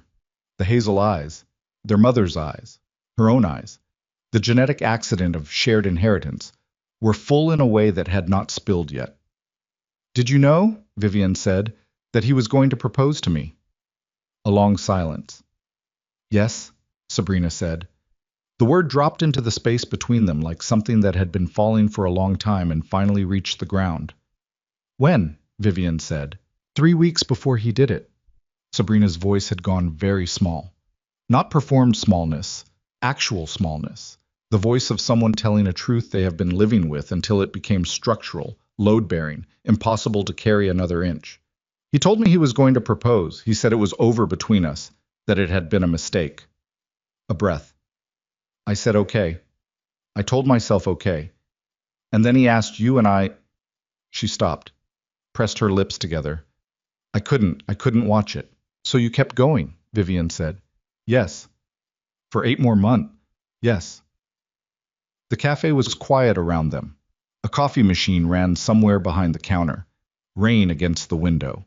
The mundane, indifferent machinery of a normal morning in a city that did not know or care about the conversation happening in its corner. Vivian stood up. Vivian, I heard you, Vivian said. I believe you came here because you needed to say it. I believe the guilt is real. She buttoned her coat. Her hands were steady. She was distantly impressed by that. But I need you to understand something. What you're asking for, the absolution of being forgiven by my face, I can't give you that today. Maybe not ever. And that's not cruelty. That's just the truth. Sabrina was crying now, silent, the way she always cried, the tears running clean and straight. I know, she whispered. Take care of your daughter, Vivian said. She walked out into the rain. She stood on the Clerkenwell pavement for a moment with her coat and the cold and the specific physical sensation of having just done something difficult and irreversible. Her chest hurt. Not the sharp pain of fresh damage, but the deep ache of something old being moved, like a bone that healed wrong being reset. Necessary, real, and nothing she was going to be able to process in the 7 minutes before she needed to be functional again. She flagged a cab, got in, gave the hotel address. Her phone rang before they reached the end of the street. Junseo. She picked up. Where are you? He said. Clerkenwell. On my way back. Why? A pause. The kind of pause she had learned to read as the silence before information she wasn't going to like. The NCA made contact, he said. Not in 48 hours. Now, there's an officer in the hotel lobby.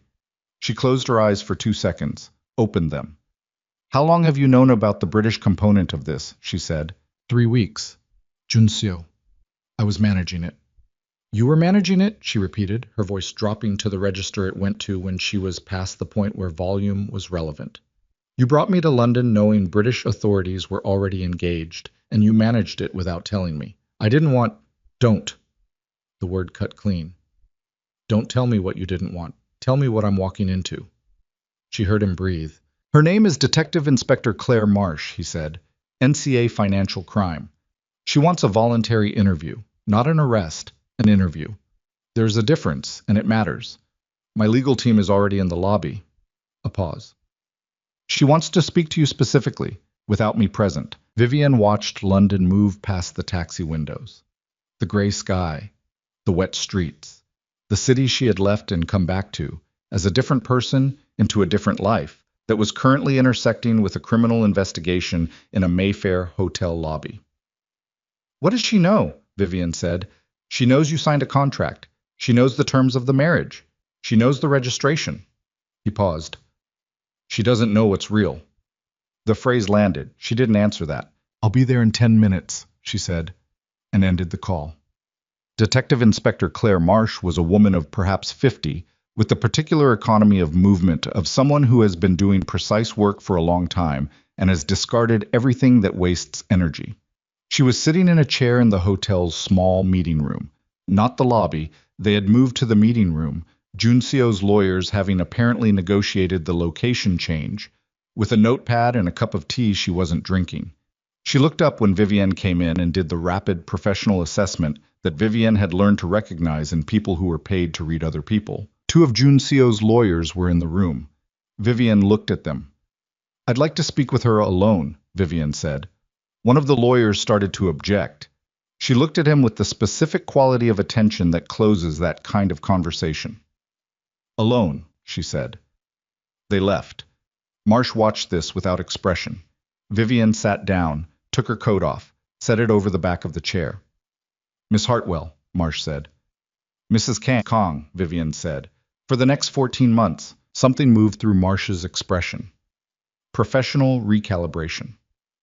Mrs. Kong, she said, you understand you're not obligated to speak with me without— I know what I'm obligated to do, Vivienne said. Ask your questions. Marsh looked at her for a moment, then opened her notepad. When did you first meet Kong Junseo? 7 months ago, in Seoul, at an art museum during a rainstorm.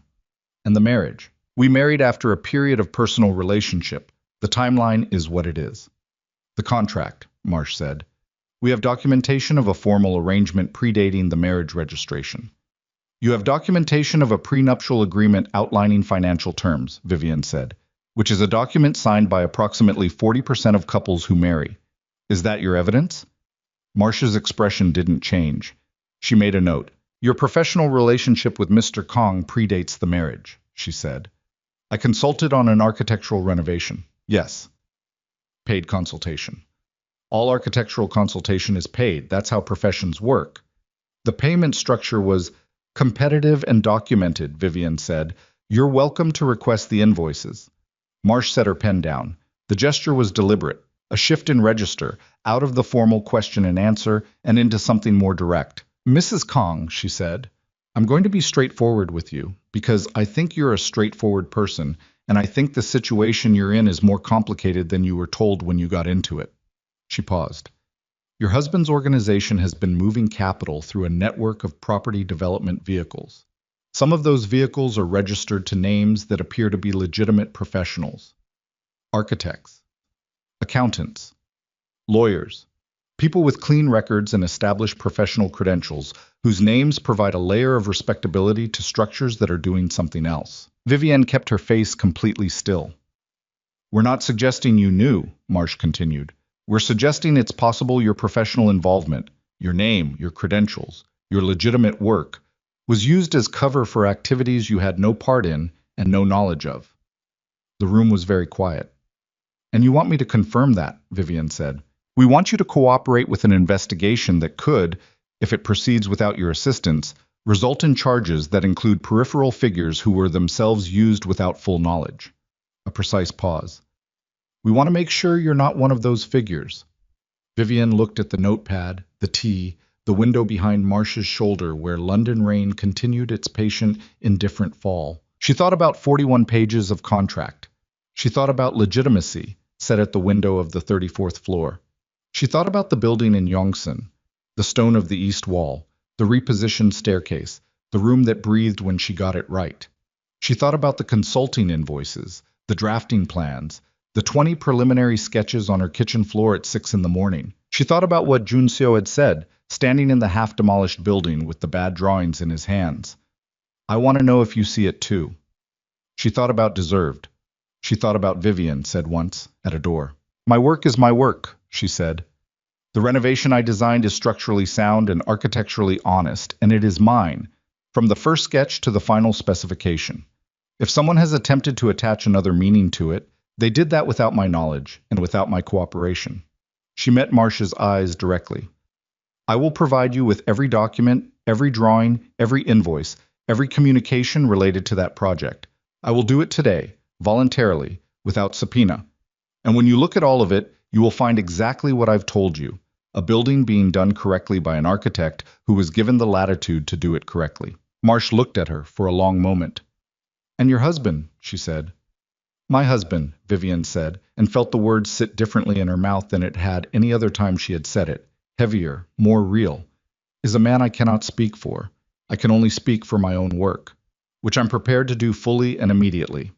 Another long look. All right, Marsh said. She stood, extended her hand. Vivian shook it.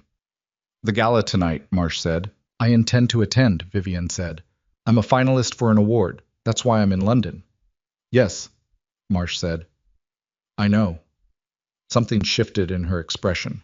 Not warmth exactly, but something adjacent to respect. Good luck. She found Junseo in the corridor outside the meeting room. He was standing with his arms at his sides, his coat on, the same absolute stillness he always had. But there was something underneath it tonight that was not quite stillness, more like stillness being maintained by deliberate effort, the way a structure is still when the load is at its maximum and everything is working at capacity. She walked toward him and stopped 2 feet away and looked at him with everything she had just done sitting in her chest alongside everything she had learned in the last 18 hours. I gave her everything, she said. Every document, every drawing. He said nothing. If your name is on something you shouldn't have put it on, she said, that's your problem to handle. My work is clean and I have told them so. She held his gaze. What I need to know right now, but not for the contract, not for the next 14 months for me, is whether the building was real. The Yongsan building. Whether what you gave me was real. He looked at her. At all of her.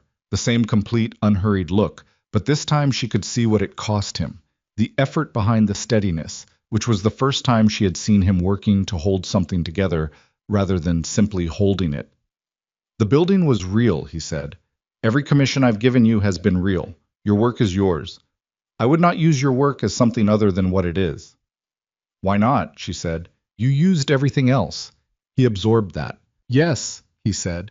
I did. The corridor was empty. Somewhere in the hotel, a door closed. The sound of London rain against the upper windows. I need you to understand something, she said, and her voice had a quality it hadn't had with Marsh or with Sabrina. Not controlled, not managed, but unmediated. The real frequency of it coming through without the professional attenuation. I left London because I built a life on foundations I hadn't tested. I signed your contract because the terms were clear and the structure was visible and I thought I understood exactly what I was walking into. She stopped. I was wrong about the structure again, and I need to know if that's going to keep happening. He looked at her for a long moment. No, he said. That's not good enough. No, he said again, and this time there was something in it that was different. Not the flat delivery of fact, but something that came from further in, something that didn't have the smooth surface of his usual precision. It's not going to keep happening, because I am done managing you instead of telling you the truth. A pause, the shortest. All of it. She held his gaze. Tonight, he said, after the gala. All of it. Whatever you want to know. She breathed. Fine, she said. The car is at 7:30, he said. I know. She walked past him toward the elevator. She pressed the button and stood waiting, and she heard him behind her. Not following, just present, the specific weight of him occupying the corridor. Vivienne, he said. She didn't correct him this time. She turned. He looked at her across the corridor. This man who had given her a building and a contract and a city and a lie and the first real work she had done in 6 months, who had looked at her in a gallery with no performance and called it correctly every single time. This man she had agreed not to love, in 41 pages of legal language, on the strength of the assumption that she was a woman who could make that kind of agreement and keep it. You handled Marsh well, he said. I know, she said. The elevator opened. She got in. Whoa. The gala was held in a building she recognized, a Victorian civic space in the city, one she had studied as a student for its structural innovations, the way it married industrial materials with classical proportion in a way that should not have worked and absolutely did. Walking into it on Jun Seo's arm at 8:15, beneath the chandelier light and the sound of 200 people in formal wear, she felt the building around her the way she always felt buildings, as a physical argument being made in space, and it steadied her. They stopped.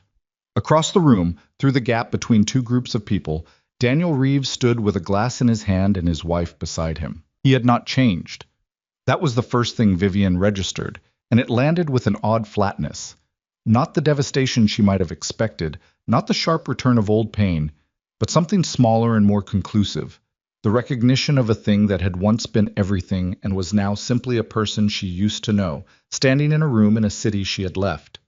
He saw her at the same moment. The color went out of his face. His eyes went to Jun Seo, to the hand at the small of her back, to the dress, the posture, the particular quality of untouchable she had not consciously cultivated, but that had arrived at some point in the last 7 months and taken up permanent residence.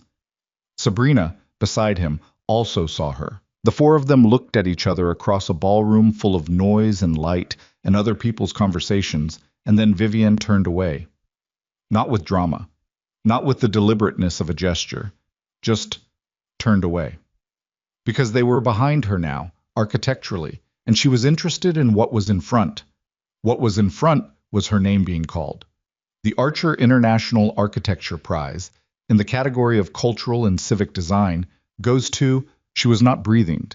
She became aware of this belatedly.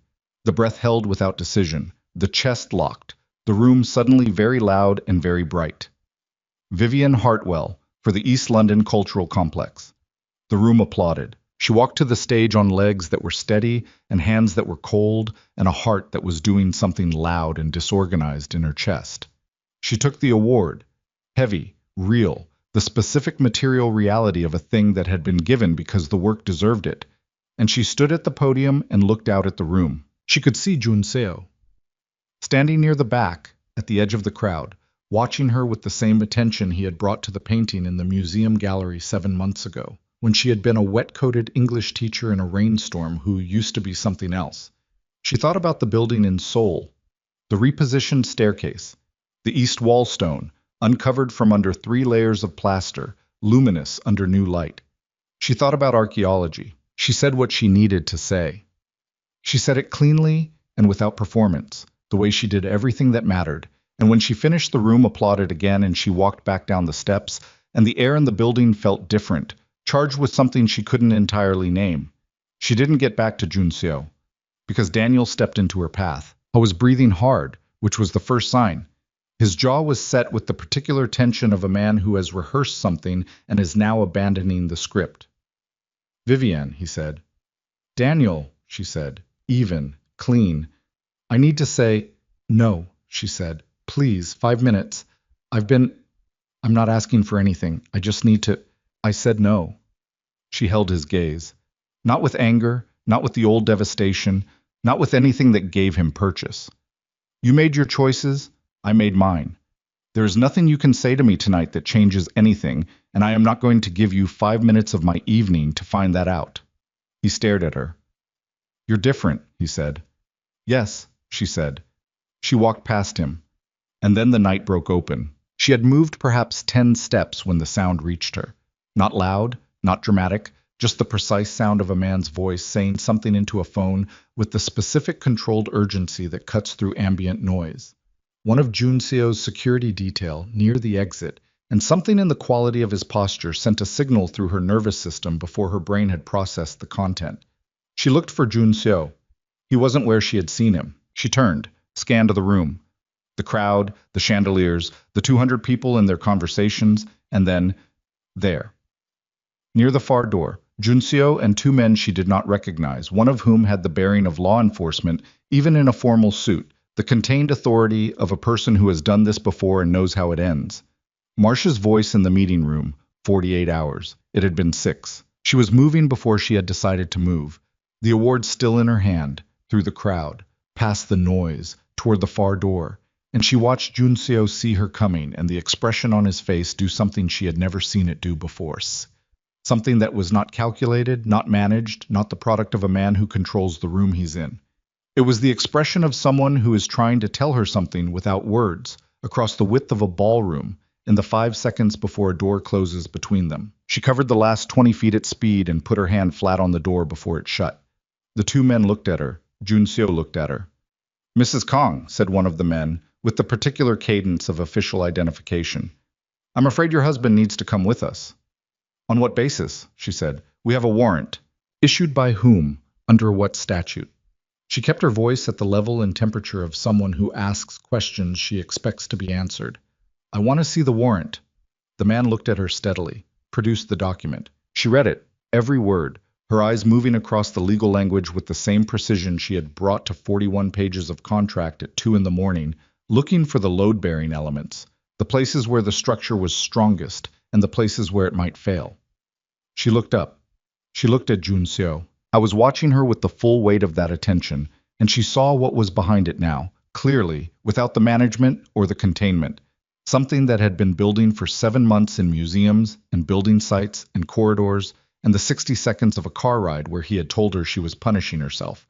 Something that had grown in the space between a man who said legitimacy and meant more than one thing, and a woman who signed her name at 2 in the morning and meant more than she admitted. He looked at her the way the building had looked at her when she finally got it right, like something coming into its correct relationship with everything around it. "Go back to the hotel," he said quietly. "Don't make statements tonight. Call Hong and the legal team, not Park Hong. And," a pause, the weight of something in it, "don't wait up." "I'll wait," she said. "Vivian, I said I'll wait." She held his gaze. "All of it. Tonight. You promised." He looked at her for one more second. Then he went with the men through the door.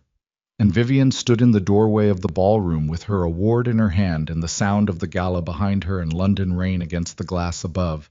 And she understood, with the total structural clarity of a woman who has finally stopped pretending she doesn't know what she's looking at, that she was in love with her husband, on paper, in ink, in a contract that had 14 months left to run.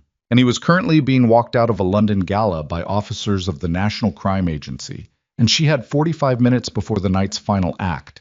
And everything, the investigation, the gala, Daniel, Sabrina, the building in Seoul, the 41 pages, the word deserved, the word Vivian, the entire architecture of the last 7 months, was about to come down to what happened next. She turned back into the ballroom, picked up her phone, called Hong. Hong picked up on the second ring. She gave him the warrant details in the corridor outside the ballroom, standing against the wall with one hand pressed flat on the wallpaper and her voice at the measured, precise register she used for structural specifications. No excess, no panic, just the information, delivered in the order of its importance. Hong listened without interrupting. He asked 3 questions. She answered all 3. "I'll have someone at the station within the hour," he said. "Which station?" she said. "Bishopsgate, most likely. The warrant originates from the City of London jurisdiction." A pause. "Mrs. Kong, this is not an arrest that will hold. The evidentiary threshold for the charges outlined in that warrant is, we've been managing this for 3 months. Tonight is pressure. It's not terminal." "How long will they hold him?" 6 hours maximum before we apply for release, possibly less," she calculated. 6 hours. It was 11:15. That put the earliest possible resolution at 5 in the morning. London grey and cold, and the hotel room waiting. "Thank you," she said, and ended the call. She went back into the ballroom. She did not leave. That was the decision she made standing in the corridor, and it was not a complicated decision. Leaving would mean going to a hotel room to wait alone, which was a form of passivity she had been practicing for 18 months and was finished with.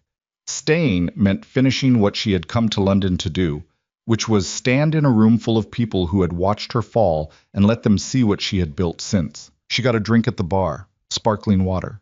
She moved through the room with the award in her hand and the specific quality of presence she had developed somewhere in the last 7 months. Not performed confidence, not the deliberate architecture of appearing fine, but the actual thing, the harder thing, the presence of a woman who has been through the rooms she has been through and is still standing in them. She spoke to 2 other finalists.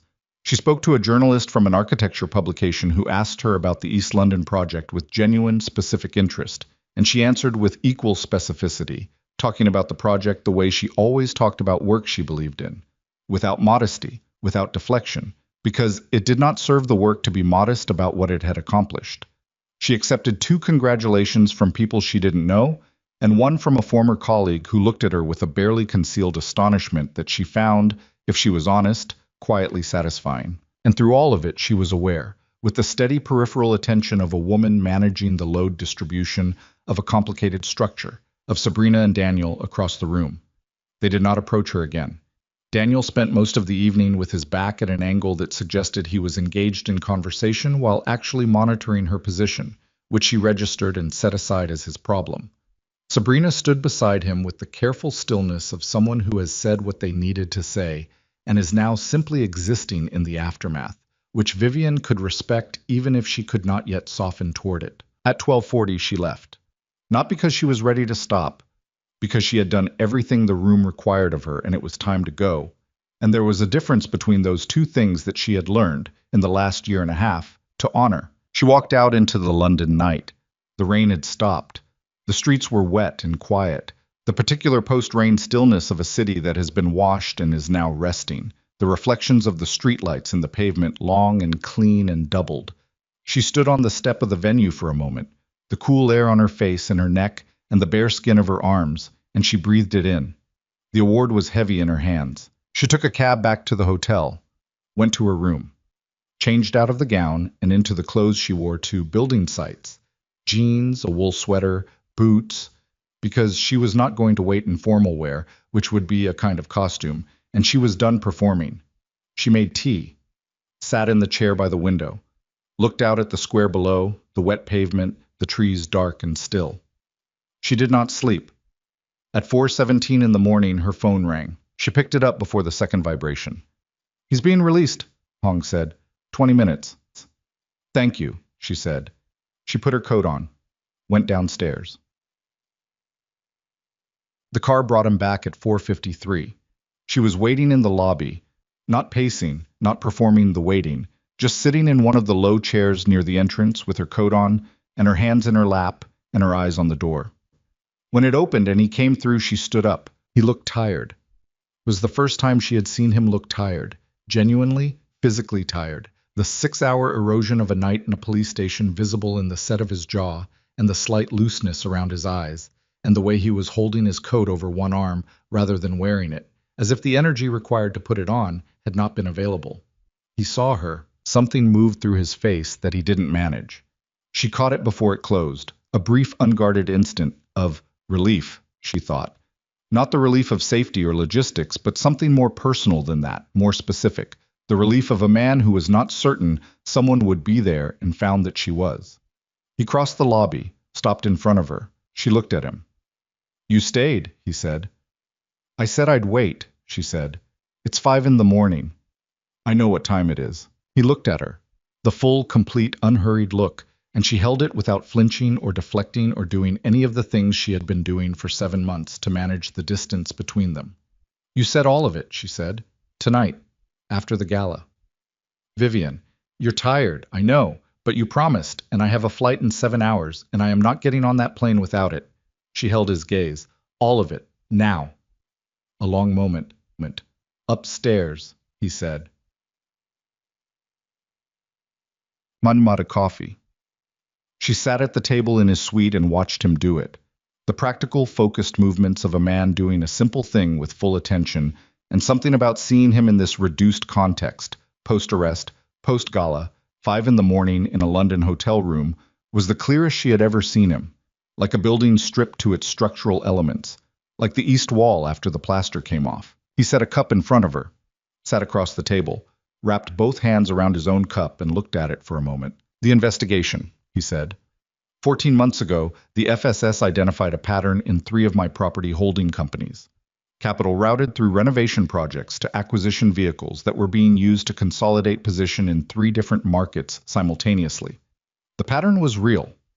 The irregularity in their characterization is the source of the funds prior to entry into those vehicles, which I've maintained is within the boundary of legitimate structured finance, and they've maintained is not. He paused. The British component is the European expansion. When I began moving into the London and Frankfurt markets, the NCA flagged the incoming capital as potentially connected to the Korean investigation and opened a parallel file. And the marriage, she said. He met her eyes. The marriage provides documented legitimacy to the international expansion.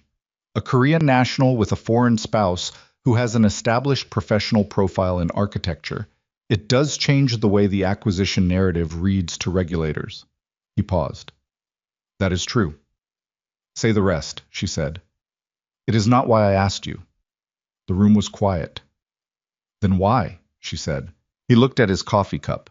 In 7 months, she had never seen him look away from a question, and the fact that he did it now, just briefly, just for the duration of one breath, told her the answer before the words came. Because you were standing in front of a painting in my museum, and you said where and corrected yourself, he said. Because you knew the building was bad before I finished handing you the drawings. Because you sat in a car at night and told me Seoul was the first city that came up, and you didn't apologize for how inadequate that answer was. You just let it be true. He looked up. Because you are the most structurally honest person I have met in 15 years of working with people who are paid to be otherwise. And I did not want to let you walk back out into the rain. Vivienne looked at him across the table. You could have told me about the investigation, she said. Yes. You chose not to. Yes. Why? Because I thought you'd walk away. He said it plainly. No performance of vulnerability, no bid for sympathy, just the fact of it, delivered with the same flat honesty he brought to everything. And I wasn't ready for that, which was selfish. I know it was selfish. She sat with that for a moment. The city outside was beginning to lighten almost imperceptibly, the particular pre-dawn London grey she had grown up with, the sky at the moment just before it decides to become morning. The building, she said. Tell me again. The building is yours, he said. Every commission I've given you is clean. Your work is not connected to the investigation in any way that will hold, because there is no connection that is real. I would not use your work as a vehicle for anything else. That is... He stopped. Started again. That is separate.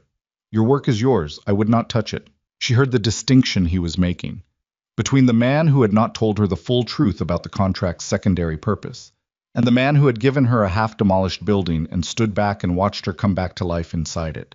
She understood that both men were the same man. She was deciding what to do with that. Jun Seo, she said. His name, for the first time, without prefix or formality. He went very still. The investigation, she said. Is it going to resolve? Yes. Hong believes the Korean case will be settled in the next 4 to 6 months through a structured agreement. The British file closes when the Korean case resolves. It's derivative. There is no independent basis for continued UK jurisdiction. He paused. In 4 to 6 months, this is over. And the expansion continues, legally, with documentation that satisfies the regulatory requirements in every market we're entering. He paused. Your consultation work is part of that documentation, legitimately. She looked at him for a long moment. I'm going to ask you something, she said, and I need you to answer it the way you answered everything else tonight. He waited. In 14 months, she said, when the contract expires. What do you want to happen? The question sat in the air between them like a structural problem finally stated out loud after months of working around it, of redistributing load to avoid it, of pretending the wall wasn't there. He looked at her, at all of her, the jeans and the wool sweater and the building site boots and the award she'd left on the table by the window, the woman who had signed her name in graphite-smudged hands at 2 a.m. and walked into a police interview without lawyers and stood in a London ballroom and accepted an award for work that was hers, completely, regardless of everything else that had happened around it. I want you to stay, he said. Not on paper, not in ink, not because of a document. A pause. Because you want to. She looked at him. That's not a plan, she said. That's a hope. Yes, he said. It is. You don't deal in hopes, she said. You deal in contracts and guarantees and things that are stated precisely. I know, he said. I'm aware of the inconsistency. She almost smiled. Not quite, but almost. And he saw it, and the corner of his mouth moved in the way it moved when he caught something he wasn't expecting. 14 months is a long time, she said. Yes. A lot can happen in 14 months. It does seem to, he said. She stood up, picked up her coat, picked up the award from the table by the window and held it. The solid weight of it, the material reality of work that had been seen and named. Get some sleep, she said. We have a flight in 6 hours. He looked at her. We. The return tickets are in both our names, she said. It would be a waste of the seat. She walked to the door of the suite, her hand on the handle. Vivienne, he said. She turned. I was still sitting at the table with his coffee cup, and the early London light coming through the window behind him, and the tiredness visible in him in a way it wouldn't be by morning after he'd slept and reassembled. He looked like a man who had been taken apart slightly by the night, and was looking at her from inside that openness before he closed it back up. Thank you, he said, for staying. She looked at him for a moment. Don't thank me yet, she said. You still owe me the full picture, every time, from now on. Yes, he said. I mean it. I know you do, he said. She went back to her room. She set the award on the desk and sat on the edge of the bed and looked at it in the pale London dawn, and did not try to make sense of the last 24 hours in any organized way, because some structures needed time to settle before you could assess them correctly, and she had learned, if nothing else, to respect that. She slept for 4 hours. She dreamed about the building in Seoul, the east wall, the stone warm under new light. They flew back to Seoul on a Tuesday morning, same arrangement as the outbound flight. Opposite sides of the aisle, the city of London going small beneath the clouds, England disappearing the way it had the first time 18 months ago. Though nothing else about the departure was the same, she watched it go without the grief she had carried out of it the first time. It was just a country, a place she was from, a city that had held a decade of her work and one catastrophic winter, and a sister she was not finished with yet, and an ex-fiancé who was now someone else's husband, and the building she had designed that now had an award attached to its name. It was hers to return to, if she chose, on her own terms. She looked across the aisle. Junseo was asleep again, which was the second time she had seen him asleep, and she thought that was probably a meaningful data point, that he slept on planes, surrendering to the necessary unconsciousness of a man who operated at the capacity he operated at. His face in sleep still had the line between the brows. His hands still folded the same way. She looked out the window. Over Russia, she opened her laptop and started drafting. Not the Yongsan renovation. That was finished, complete, hers. Something new. She had been thinking about a project for weeks, something she had not allowed herself to formally begin because beginning it would mean admitting she was staying, which was an admission she had been managing carefully behind the language of 14-month contracts and financial arrangements. She began now. Sketches first, in the margins of the document, the way she always started. Not with the plan, but with the feeling of the space, the question the building was being asked to answer. Then dimensions. Then the first structural considerations, rough and exploratory, the pencil moving the way it had on that first night in Seoul with the Yongsan survey on the kitchen table, the graphite accumulating, the room becoming real in the particular way that rooms became real when she was doing what she was made to do. She worked for 4 hours over the landmass of Asia. When she looked up, Junseo was awake, watching her with the specific quality of attention she had come to understand was not intrusive but was simply how he engaged with things he was interested in. New project? He said. Maybe, she said. He nodded, looked back at whatever he had on his own screen. I want a studio space, she said. In Seoul. Not the building site. A proper studio. With north-facing light. I know a building, he said. Of course you do, she said. 4th floor. The light is good. She looked at him. Have you been holding a studio space for me? He said nothing for a moment. The space has been available for 3 months, he said. I didn't mention it because you hadn't asked. But you knew I would. I thought it was likely, he said, in the careful, precise tone of a man who is trying to be accurate rather than presumptuous.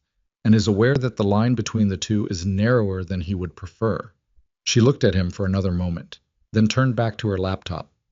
"I'll look at it Thursday," she said.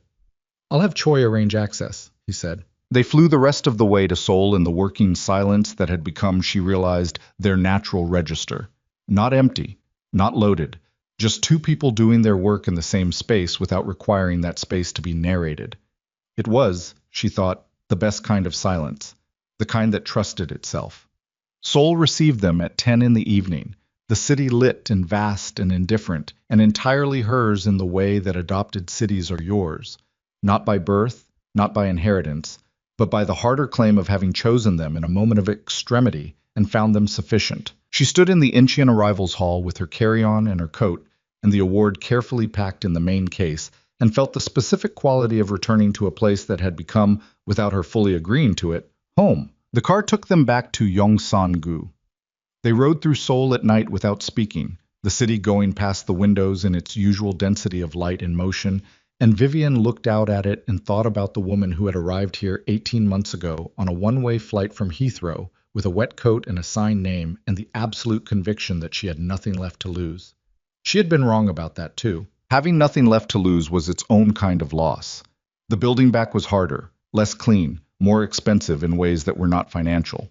But the building that came back was load-bearing in ways the original hadn't been, because the original had been built on foundations she hadn't tested, and the current structure had been tested by everything and was still standing. In the lobby, the elevator doors opened and they stepped in. The 17th floor for her, the 32nd for him. She pressed both buttons. The elevator rose. At the 18th floor it stopped. She picked up her carry-on, turned. "Thursday," she said. "The studio." "Thursday," he confirmed. She looked at him in the elevator light. The tiredness of London still on him, fainter now, the specific reconstituted quality of a man who has slept and reassembled but is still, underneath, the version she had seen at the table at 5 in the morning. The open version, the one without the full management on. "Junseo," she said. He waited. "The hope," she said, "that I'd stay, that I'd want to." She held his gaze. "I want you to know that it's not outside the range of reasonable outcomes." He looked at her. "That's not a commitment," she said. "I know. It's an acknowledgement." "I know," he said again, and the corner of his mouth moved, the not-quite smile, and she felt it the way she always felt it, as a small structural event in the room, a redistribution of something. 14 months, she said. "Less now," he said. "Approximately 13 and a half. "Don't push it," she said. She stepped off the elevator. The doors closed. She stood in the corridor of the 18th floor with her carry-on and her coat, and the city out there through the window at the end of the hall, and she stood there for a moment, just that, stood in it, the specific weight of the life she was living, which was real and complicated and partially contractual, and had cost her more than she had agreed to pay, and given her more than she had thought to ask for. Then she went inside, unpacked the award, set it on the drafting table beside her pencils, opened her laptop, looked at the new project sketches she had made over Russia, picked up a pencil. 4 months later, the Korean Financial Supervisory Service reached a structured settlement with Junseo's legal team. The British file closed 11 days after. No charges, no conviction, a financial agreement that cost him a significant sum and cost him nothing structural in his organization because the organization was, as he had told her, built to sustain the kind of pressure that would have destroyed something less precisely constructed. She was in the studio when he told her, the north-facing 4th-floor studio in the building he had held for 3 months without mentioning it, which had indeed the best light she had worked in since the east-facing corner office in her old London firm. She was at the drafting table with a project spread across it, the largest commission she had taken since Seoul, a mixed-use cultural complex in Busan, a project that had come through her own connections, her own reputation, her own name on her own work. She had 4 people working for her now, an actual firm, small and precise in hers. He came through the door at 6 in the evening. She looked up. "It's over," he said. She set the pencil down. "All of it?" she said. "All of it." She looked at him, at the quality of him in the studio light, the early evening soul coming through the north-facing windows, the drafts and drawings on the walls around them, the evidence of 6 months of work that was entirely hers. "Sit down," she said. He sat in the second chair, the one she had put there 3 weeks after moving into the studio, when it became clear that he came by frequently and stood, and that standing was inefficient. She looked at her project for a moment. "The contract has 9 months left," she said. "Yes," he said. 9 months is a long time." "We've established it can be," he said. She looked at him. He was looking back at her with the full quality of that attention, and she understood, had understood for months, had been working up to understanding since a London hotel room at 5 in the morning, that the attention was not the habit of a man who assessed everything. It was the habit of a man who was specific about what he chose to see, and who had chosen, somewhere in the sequence of museums and rainstorms and demolished buildings and late-night contract reviews, to see her. "The contract," she said. "I want to tear it up." He went still. "Not to leave," she said. "To stop." She held his gaze. "Whatever this is, I want it to be what it is, not what we wrote down what it should be 9 months ago, when neither of us knew." He was quiet for a moment. "That's a significant departure from—" "I know what it's a departure from," she said. "I wrote half the language myself. I know what we agreed to and why." She paused. "And I'm telling you that the agreement was made by two different people than the one sitting in this room right now. And I don't want to spend 9 months living inside someone else's architecture." He looked at her. Something in him settled. The particular settling of a structure that has been carrying a load at maximum capacity and has been given permission to redistribute. She felt it across the room as a physical change in the air. "All right," he said. "All right," she said. She opened the bottom drawer of the drafting table. She had put the contract copy there the week she moved into the studio, a decision she had not examined at the time. She took it out now. 41 pages, held together with the same binder clip as the night she had first read it, slightly worn at the corners now, real in the way of documents that have been lived alongside. She set it on the table between them. They looked at it. "No lawyers," she said. "No witnesses," he said. She took the contract and began to tear it. Not quickly, not with the same speed and force with which she had cut the wedding dress, that other document of a future that had failed. Slowly, page by page. The sound of it clean and specific in the quiet of the studio, each page becoming halves, the halves going into the recycling bin. She kept under the table, the legal language returning to the material it had always been, which was paper, which was nothing, which was never the real structure anyway. The real structure was here, in the room, in the north-facing light and the draft plans on the wall and the man sitting in the second chair who had found her in a rainstorm and given her a building and lied to her once and told her the truth about everything else and looked at her every time as if she were a room he was still learning and intended to keep learning. She tore the last page, set it in the bin, looked at him. "There are things I still need from you," she said. "I know," he said. "The full picture. Every time. Non-negotiable." "Yes. And I need you to understand that this isn't—" She paused, finding the right structural language for it, the way she always did. "I am not a woman who needs to be held up. I've rebuilt myself twice and I know how to do it. What I need is someone who tells me the truth about the weight-bearing elements so I can build correctly." She held his gaze. "Can you do that?" "Yes," he said. Not quickly. With the deliberateness of someone who knows the weight of what they're agreeing to. "Okay," she said. She picked up her pencil, looked at the Busan project. He stayed in the second chair. They worked in the same room until the Seoul evening turned dark outside the north-facing windows, the city lighting up in its nightly way. The Han River somewhere south of them, running its dark and patient course through the center of everything. She drafted and he reviewed quarterly reports, and neither of them needed the silence to be filled, because they had established, over the course of 7 months and 41 pages in 2 countries, and 1 gala, and 1 arrest, and 1 London dawn, that the silence between them was not empty. It was structural. It held things. The best silences always did. 6 months after that, Sabrina's letter arrived. Not a text, not an email. A letter, handwritten, on paper, which was an act of deliberateness that Vivian recognized as intentional.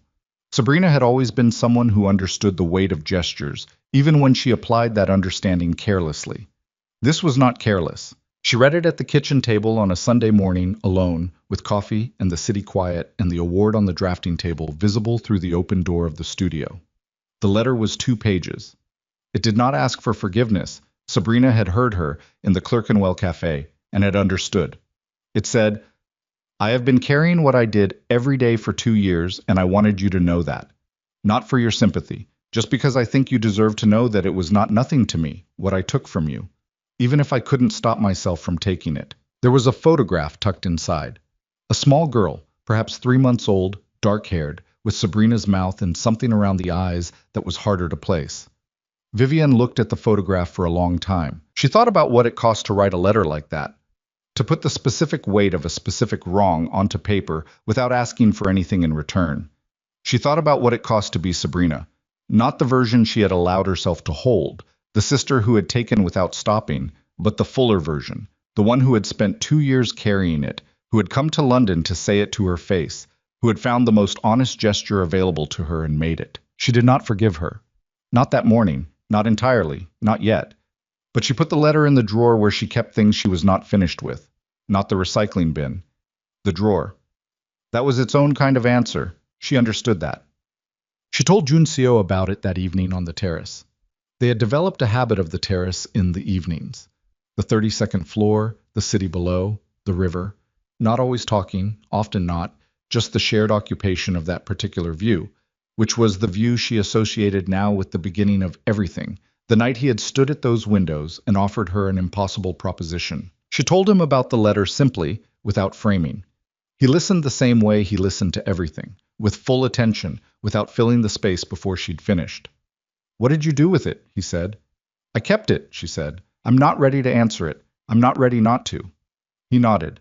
That's honest, he said. I'm trying, she said.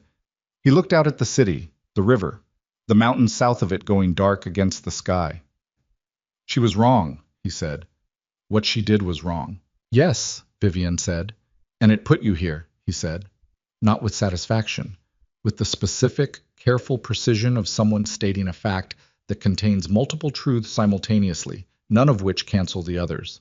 She looked at the city, the Seoul skyline, the specific density of its light, the way it went on in all directions, enormous and various, and entirely indifferent to the small human stories being lived at every point within it. She thought about London, the dress, the flight, the sixth-floor apartment in Mapogu, and the language classes, and the running before dawn, and the specific texture of surviving, which is not the same as living and is not nothing. She thought about a museum in a rainstorm, and a painting of inhabited weight, and a man who said, "We're back to her," like a question worth answering. Yes, she said. It did. They stood in the dark with the city below them, and the river catching light the way it always did, and she understood. Not for the first time, but more completely than before, with the full structural understanding of a woman who has learned to test her foundations before she builds on them. That the story she had thought was ending in a London kitchen with a pair of scissors and a ruined dress had been nothing of the kind. It had been a demolition, yes, all the wrong things coming down. But demolitions were not endings. They were clearances. The necessary removal of what was not structural, not real, not capable of bearing the actual weight of an actual life. What you built after, that was the story. She had built a firm and a reputation and a city that was hers. She had built a studio with north-facing light and 4 people who trusted her judgment.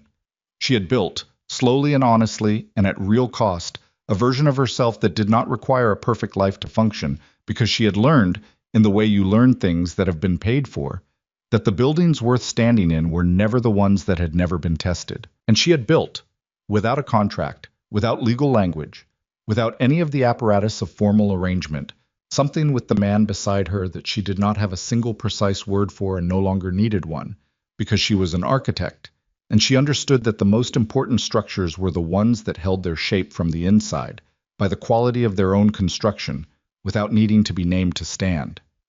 The city went on below them. The river ran. She breathed the Seoul night air and felt the terrace floor solid under her feet, and let it be exactly what it was. Enough, more than enough. The beginning it had always been.